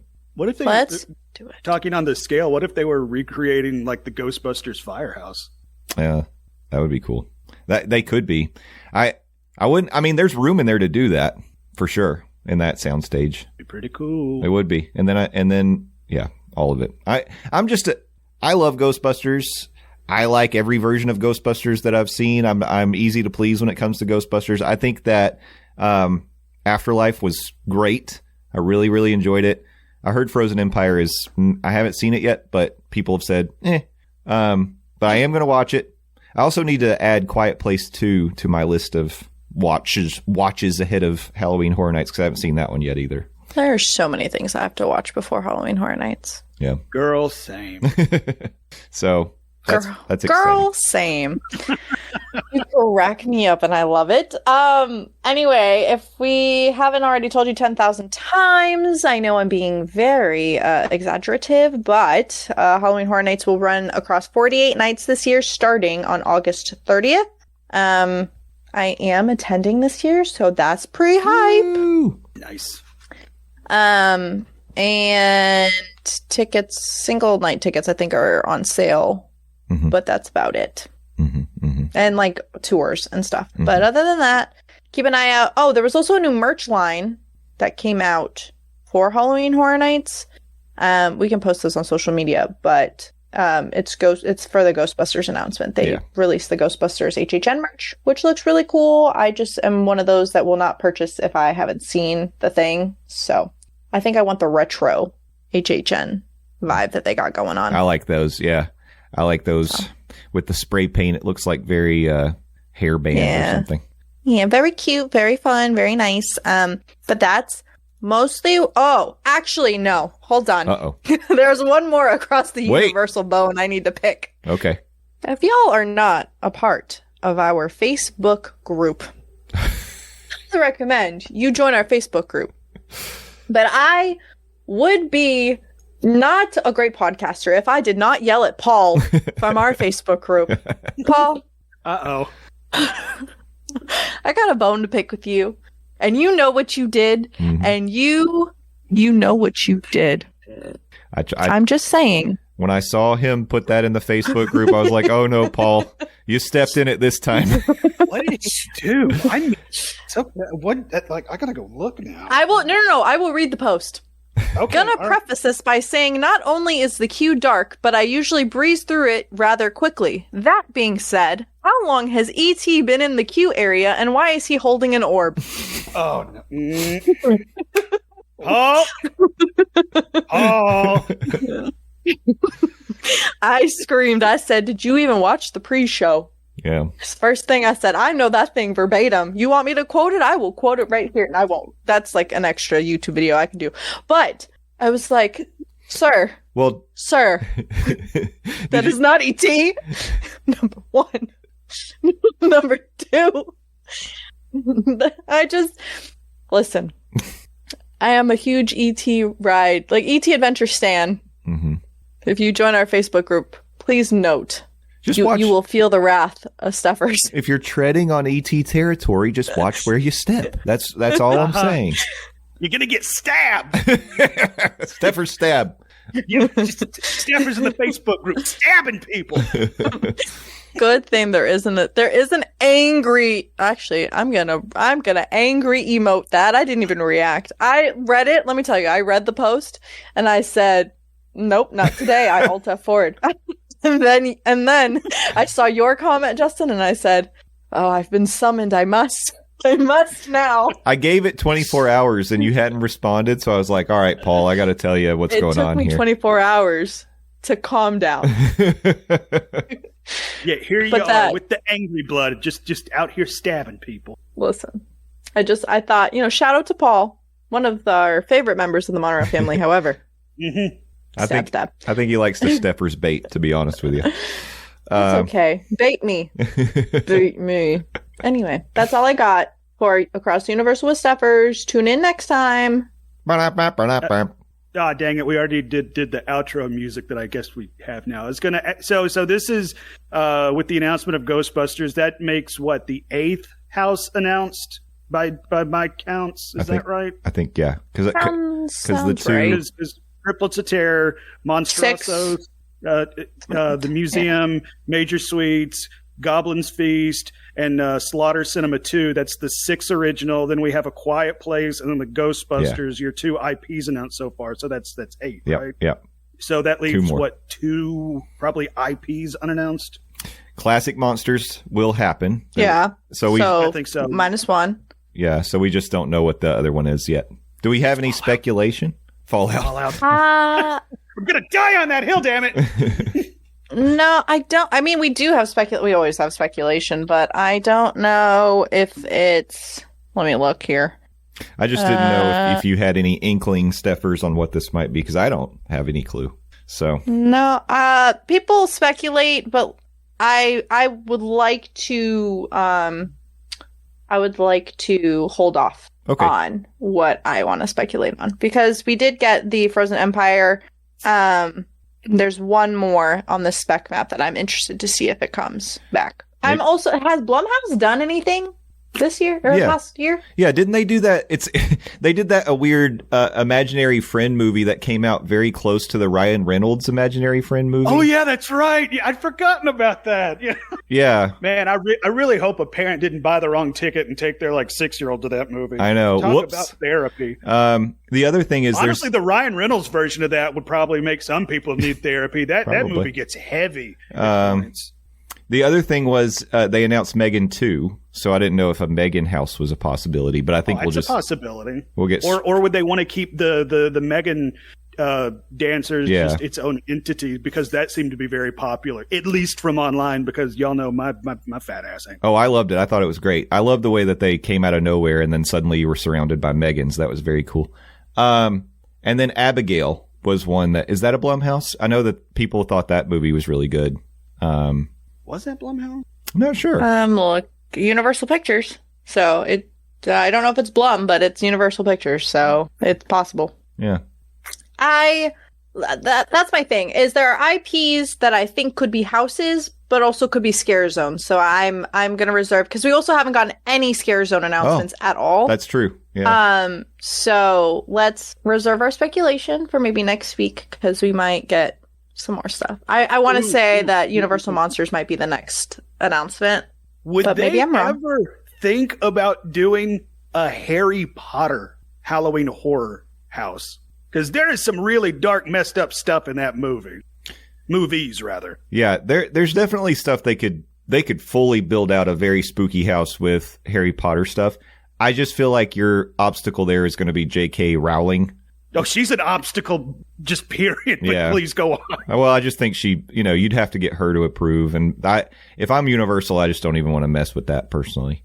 Yeah, that's fair. But yeah, you could. I think that I guess the only thing there would be, would there be like kids who would be like, oh, I want to go in that Harry Potter house? And then, there would most definitely be kids that would want to. And then at that point, like you do not want to be attracting small children and then traumatizing them. Right. So, yeah. So that would probably be another thing that would keep them away from ever thinking of it. Yeah. It would be cool though. It would be cool though. Yeah, I agree.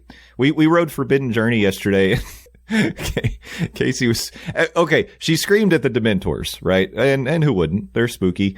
I mean, they're the worst part of prison. But I have Was that her first time on it? No, she's ridden it before.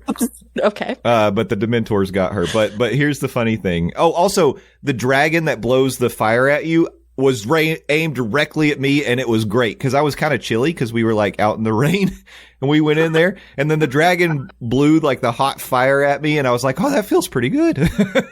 It was right at me. I have to ride it. This is my thing is I haven't ridden Forbidden Journey since the OG version. Okay. And since my motion sickness has progressively gotten worse as I've gotten older and whatever, I've been afraid to ride it. So I don't want to ride it by myself because if I get sick, like I have this thing. I have a phobia of getting sick in public. Okay. Yeah. So I need to write it again because I hear that it's been updated and it's not as bad and XYZ thing. Yeah. So I really, because I love the queue. The queue is probably the best, but like every time we bring up Forbidden Journey here, I'm like, nope, nope. I know. And even though that they've dialed it back, it's still, there are a couple of moments where I have to either focus on something very intently or kind of close my eyes because it's still, there's a little bit of motion sensitivity for me on that ride.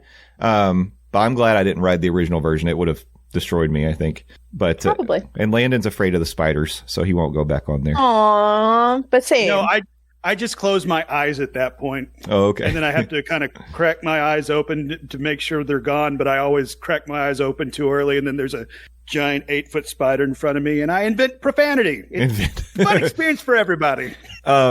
Yeah. Oh, but here's the funny part of this. So yes, Casey screamed at a couple of the Dementors getting in our face. Would you like to know what ride made her scream a lot more than Forbidden Journey? Any guesses? Hold on, wait. Kong. Nope. We didn't ride Kong yesterday. Cat in the Hat. Nope. That's a very good. A good guess. Both good guesses. That thing is messed up. No. She literally, I think there were like 6 times she jump scare screamed on Spider-Man. Really? I love Spider-Man though. Stop. It was really funny. Oh, that was very good. I enjoyed that. But anyways, good times were had. Before we close up the news, of course, we are the official podcast of SeaWorld, even though I forgot that that's where Sesame Street is. I just want to mention that they are bringing back the Bands, Brews, and Barbeque Festival to SeaWorld. It will run from July 6th to August 25th. There's going to be lots of good barbecue to eat around the park and a concert lineup that includes POD. So if you remember POD... I like POD. Listen here. Do not disrespect. Hey, I saw them live. I've seen them play, actually. And they feel alive, too. They feel so alive. As a matter of fact. Yeah. Quiet Riot. First time? For the very first time.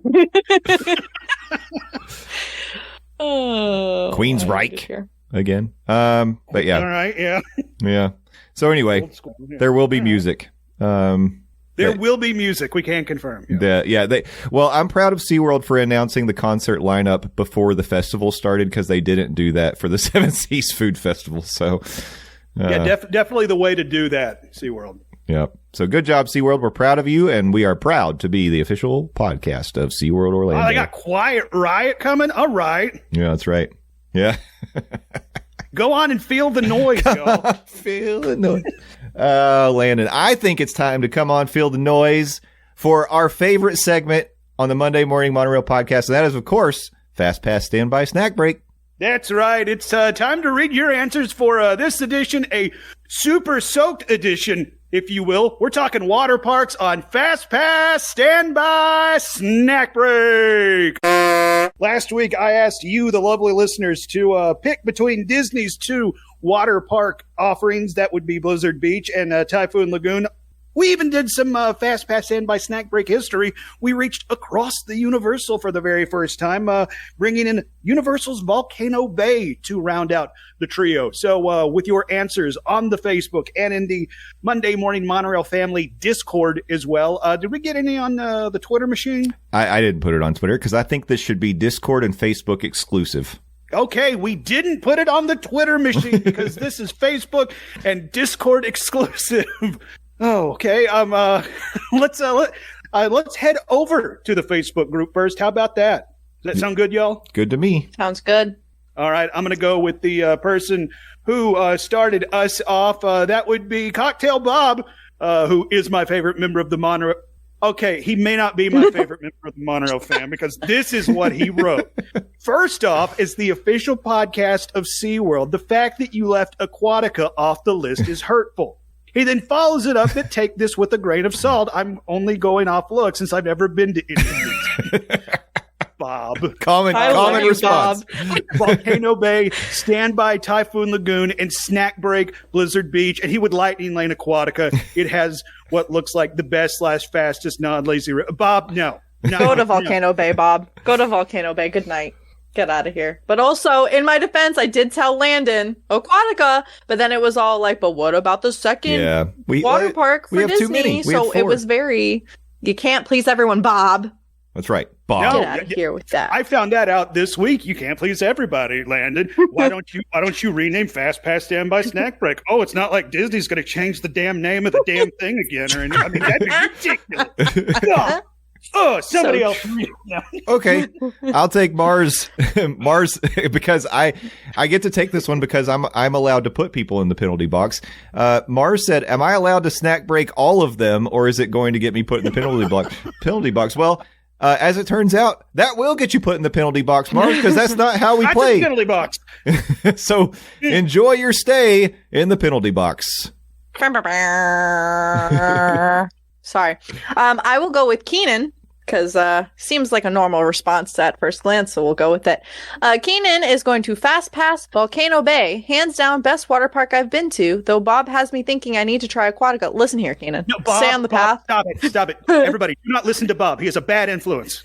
I will say Aquatica is not part of FastPass Standby Snack Break, but Aquatica is a great park, and I went when it first opened, and I have great things to say about it. Highly recommend. But thank you for agreeing that Volcano Bay is the superior water park. Standby Blizzard Beach. I don't know if I actually like it more than Typhoon Lagoon or not, but I have a super fond memory of going there when I was a kid. It was super gray and rainy for the first hour or so. The park was open, but then the skies cleared and the place was nearly empty. Nice. And then Snack Break, Typhoon Lagoon. It should probably beat out Blizzard Beach for having H2O glow nights, but I stand by my votes. You know, we're not here to judge. I haven't been to Blizzard Beach, but I will take your word for it, Keenan. Nice work, Keenan. All right, next up, Paul, who's been mentioned and is Stepher's favorite member of the Monorail fam, just like he's my favorite member of the Monorail fam, says, quote, "I, too, am not one of those who goes to water parks." The very popular opinion, it seems. So I will be judging them all based on their food and drinks. I'm going to FastPass Typhoon Lagoon. He specifically mentions their shrimp and grits, wings, and sundaes with Bailey's or Kahlua. Mm-hmm. Strong reasons to make that your FastPass. He is going to stand by Volcano Bay and their variety of island foods such as jerk shrimp mac and cheese. Ooh. And they have Coke Freestyle. And then he will be snack breaking Blizzard Beach with the only highlights, in his opinion, on their menu being pork, elote, nachos, with and a Dole Whip Mai Tai. Ooh. Dang, I'm hungry now. Me too.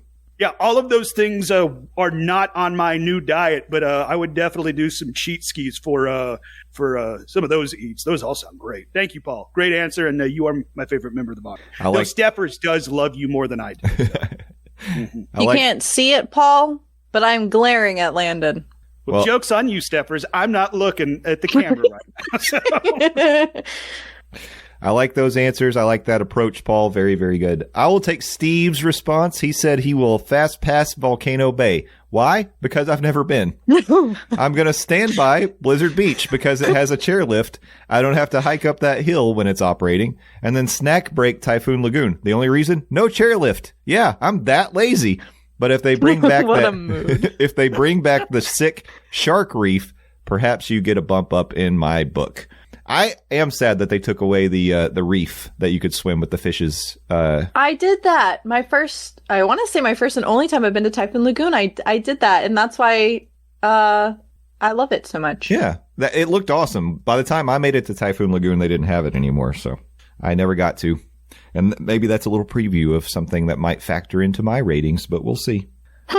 We will see, won't we? Yeah. Oh, now we got to go to the... Which sounds cool. Well, in this instance, though in other instances, swimming with the fishes is not... Correct. I'm going to move to our Discord. Okay. Discord friends. I'm going to take... I'm going to take Val's. Val says I have never been to any of them, so I feel my ranking is unfair. But because of Stacy's must-do list, I have always wanted to experience Summit Plummet, so I guess I would fast pass Blizzard Beach, stand by Typhoon Lagoon, and snack break Volcano Bay. Val, though I respect your right to choose, I'm sad that you have snack break did Volcano Bay. But it's okay. I still love you with all the love in my heart. But she put a big heart. She put a big heart. Feel the disdain in Stepher's voice. It makes me sad, but like I respect it, but like it makes me sad. I do think it's funny. I'll let us finish this, but it's a little I have bit a funny. funny little funny feeling. But then again, whatever. Continue. Good night. I'm just quoting Elton John. All right, next up is Natalie. Natalie is going to fast pass Blizzard Beach. Blizzard Beach has so many nostalgic memories for me. I love the goofy theme. I love the slides. I love the vibes. I love the bartenders at Frostbite Freddy's who keep the pineapple cider flowing for me all day long. She's going to stand by Typhoon Lagoon. She says the wave pool is a lot of fun to hang out in, and the snacks around there are great. I'm definitely not mad if Typhoon Lagoon is the only water park open for the day. And then finally, she is going to snack break Volcano Bay. This is probably due to a lack of knowledge about Volcano Bay, if she is being honest. My trips to Universal are usually primarily Disney focused with a Universal Resort as an added on feature. So for now, it's a snack break, but I am open to exploring it sometime if I find myself with downtime in the Orlando area. Phenomenal answer, Natalie. That is why you are my favorite member of the Monorail family. Okay, and I'm going to wrap things up with Katrina, who is also our favorite member of the Monorail family. It's true. Never been to any of the water parks, but... Fast pass Typhoon Lagoon because I've heard amazing things about the wave pool. It does have an intense wave pool and would love to experience it eventually. Stand by Volcano Bay because those rides look like a lot of fun, and snack break Blizzard Beach because I don't know anything about it. Fair enough. All right. Yeah. I mean, I had to put I think people were a little nervous to respond this week because this is what I learned about the Monorail family. We're not water park people. No swim, I love only water doggy parks. paddle. Uh-huh. I'm speaking generally, Steffers. It seems the vast majority of us. Well, that's the thing. So that's the funny thing that I was going to say is that if you like, so many of us like commented on like the food or whatever, but I think if we did this as like the overall like ambiance, I think people, if they, I don't know why you would go if you're not going to ride anything. So like, I get that. But I think if you do like ambiance, like I would be very surprised in terms of like where things move, because I do like the vibe. I haven't been to Blizzard Beach, so like I can't really say anything, but I think like aesthetically, I like the vibe of Typhoon Lagoon over Blizzard Beach. Mm-hmm. But I love Volcano Bay because it's just I think the volcano, if you're staying at Cabana Bay, can be very loud and disruptive to my sleep. But when you're in the park and you're vibing, it's like a very like kind of soothing, not high stakes kind of vibe. Mm-hmm. Yeah. So, Well, didn't recently Disney make it if you're staying on resort or you get access to the water parks for free on your check-in day? On your check-in day. Big check-in day, that's right. So, I mean, maybe if you aren't a water park person, but you hear some of these menu items like Paul was laying out and making everybody, myself included, hungry, maybe on your check-in day, if you don't want to head to the parks immediately, you want to go chill at like, I don't know, head over to, Typhoon Lagoon and get some shrimp and grits. You have that option if you're staying on property now. It's true. It's true. I mean, and the price is right. It's free. Go check it out and you can get some food. And Disney's not going to be mad that you came in and spent money and didn't ride a slide. Mm-hmm. That's also true. So, should we give our answers? I guess if we have to. That is true. Stepher, if we have to. Do you want to go? I feel like you should go first just because you've got more knowledge of these places than I think Landon and I do. And Landon will be the closer. FastPass, Volcano Bay, obviously. Bob, if you want to fast Lazy River, that's your place. Go to it. Enjoy some drinks. Have a good time. I'm going to stand by Typhoon Lagoon. Kind of just memories. Howkin had memories of Blizzard Beach. I have memories of Typhoon Lagoon. I will say I would stand by Aquatica. That was an option. And then I will snack break Blizzard Beach because I haven't been, but also there's not much of an allure to me to go to Blizzard Beach. Like, I think I would still go again to Typhoon Lagoon over Blizzard Beach. Interesting. Okay. Mm-hmm. All right.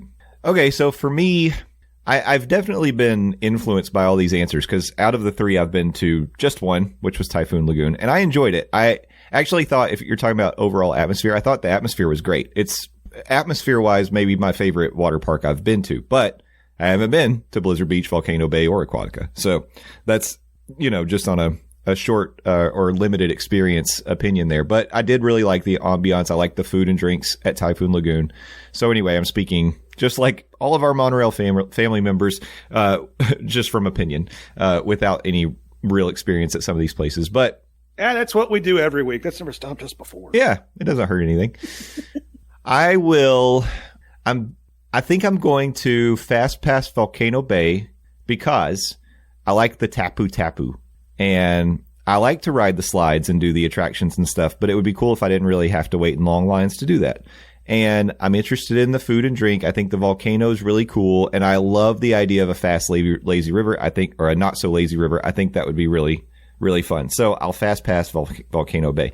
I will stand by Typhoon Lagoon because, again, love the theming. I really enjoyed my experience there. The wave pool is actually like too much for me. Like, I'm not interested in getting in there and getting wrecked by 6-foot waves. Like, that's just not interesting to me. But I love lazy rivers and slides. So, and all the other stuff. And then I'm going to, snack break Blizzard Beach because while I'm intrigued by Summit Plummet, I don't love wedgies. I think the idea of the chairlift is really cool. So that would be fun. But out of the three, it just seems like the least interesting to me. So it gets the snack break. Which? Ta-da. Landon? All right. Well, much like a lot of our monorail fam, I am coming also from somebody who has not been to a single dang one of these. So I am going to be ranking them on some of your answers. They have definitely influenced my answer. And also the aesthetics, how cool I think they look. So this should not be a surprise. Or maybe it is a surprise that I am going to FastPass Volcano Bay. Whoa! That is a surprise. Because it's been mentioned several times, the not-so-lazy river. I'm not a water park guy. I don't like water slides because I got bad ears, and if I get water in said bad ears, it's bad times for Bonzo over here. But I can do lazy river. A not-so-lazy river sounds pretty cool, and I think I'd like to give that a shot. Also, Volcano Bay has a big giant volcano, which I think is a pretty dope looking thing.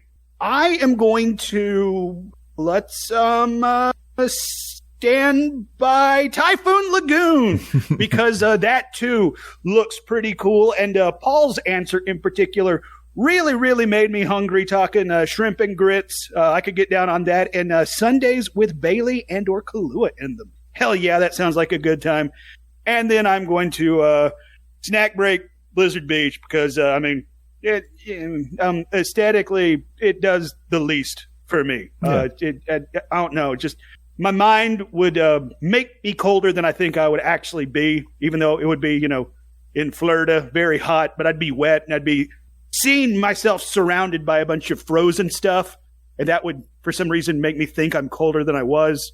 So I don't like that. So that is my reasoning. And that is this week's FastPass Standby Snack Break. Thank you for your amazing answers. Greatly appreciate it. Thank you all for participating. And if you missed out on this edition of FastPass Standby Snack Break. Stay with us because we will have another one with another theme here in about a month. Awesome. Very good. Great job, Landon. And great job, Stephers. Another wonderful episode of the Monday Morning Monorail podcast. As we wrap things up here, we have to do a round of plugs. But before we get into that, don't forget, really quickly, we have to mention, and I know Landon will talk about it, but I want to mention it right off the top. We are helping Landon with a fundraiser called Living with the Landon. This is going to raise funds for Second Harvest Food Bank of East Tennessee. We have teased a t-shirt design on the Instagram. If you want to see that, go join and follow us on Instagram at Morning Monorail. We will be selling t-shirts, but at the end of the day, the idea is you can sponsor Landon for however many times he can ride Living with the Land at Epcot for his 40th birthday, April 1st, 2025. And there will be, we're going to end up posting links so you can get to the donations page and you can contribute and be part of all this. One thing that would help us out is, first of all, spreading the word that we're doing this. Another thing that would help us out is subscribing on YouTube to the Monday Morning Monorail channel. And I just posted to entice you to go there, a video of the full experience of Smell-O-Fence on Parade. I finally did it. I edited it down. I edited it. I put it up this weekend, so go check that out. But subscribe, like, tell your friends. If we can get to 1,000 subscribers by April 1st, 2025, then not only will we be able to go live in the parks and broadcast the experience, we will also, Steffers and I have committed to doing a Run Disney event if we can reach that goal. So to incentivize you, there's a couple new videos that you can check out, and I'll add some more as we continue to move forward. But and Landon's going to add his full tech loadout on the Monday Morning Monorail YouTube. You can see his expert audio setup on the website. But I did not agree to this. But no, subscribe, like, do all the things at Morning Monorail on Instagram, at Morning Monorail Twitter, but Monday Morning Monorail podcast on YouTube. Now, Steffers, over to you for your plugs. Thank you for letting me go before Landon, because I can never top his song, because it's just not in the cards for me. Song. No, I don't think that they need to hear me sing a little. Everybody write Steffers a song and send in what you got next week, and we'll play some. That'd be so funny. Adventures with Steffers on Instagram and TikTok. Sippin' and Bitchin', new episode on Wednesday, as long as I can get some stuff done prior. But if not, you can catch up on the first 5 episodes at Sippin' and Bitchin' everywhere, YouTube, podcasty things, all the things. And countdown to my Disneyland trip. I did make some dining reservations. And I'm still trying to plan out my days a little bit. So, smiley face, exclamation point. Ooh, do you want to say where your ADRs are? I made one for Carthay Circle because that was something that was recommended to me by our dearest friend Adam. And then I also made a Lamplight Lounge brunch reservation because people in the Facebook group recommended that as well. And it's just a staple that I feel like I have to experience at least once.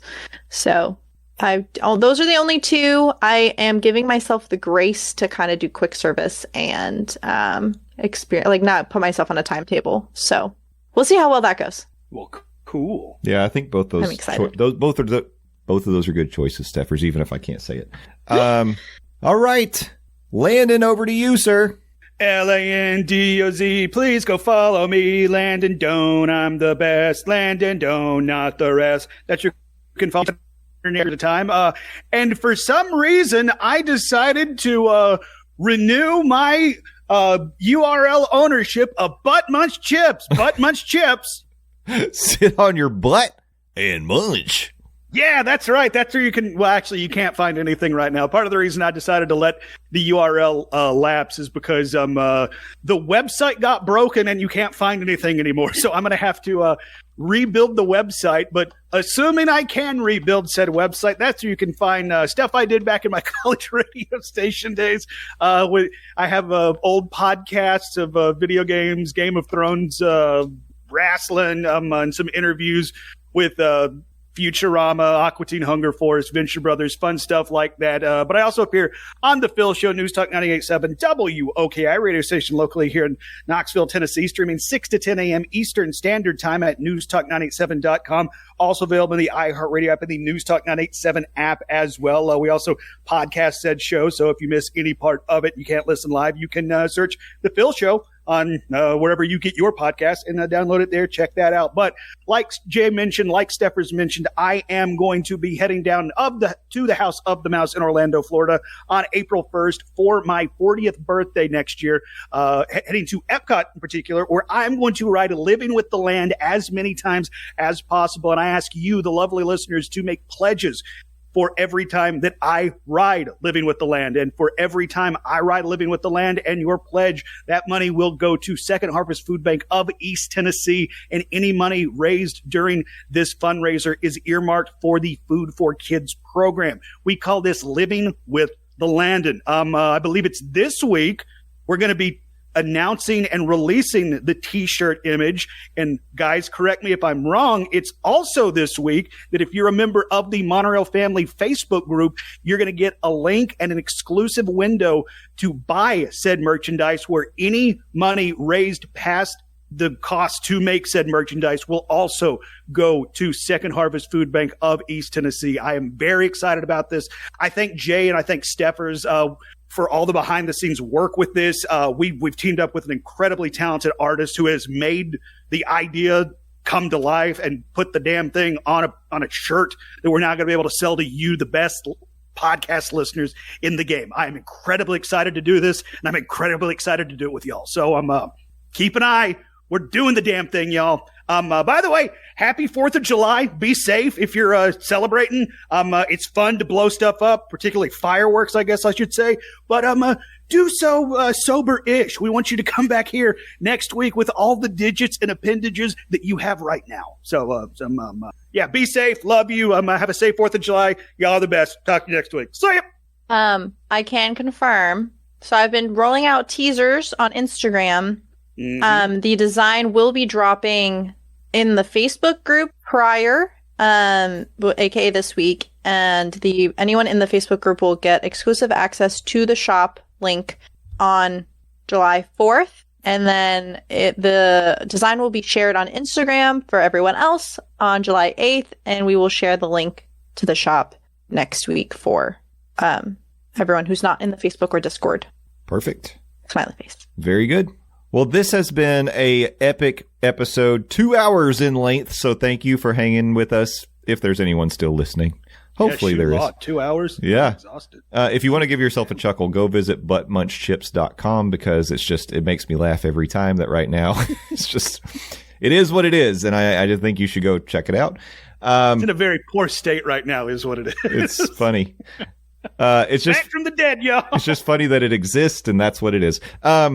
We are at Morning Monorail, as I mentioned, on Instagram and Twitter, and you can follow or join our Facebook group, which is the Monday Morning Monorail fam on Facebook, and there's a link to join the Discord if you want to do that as well.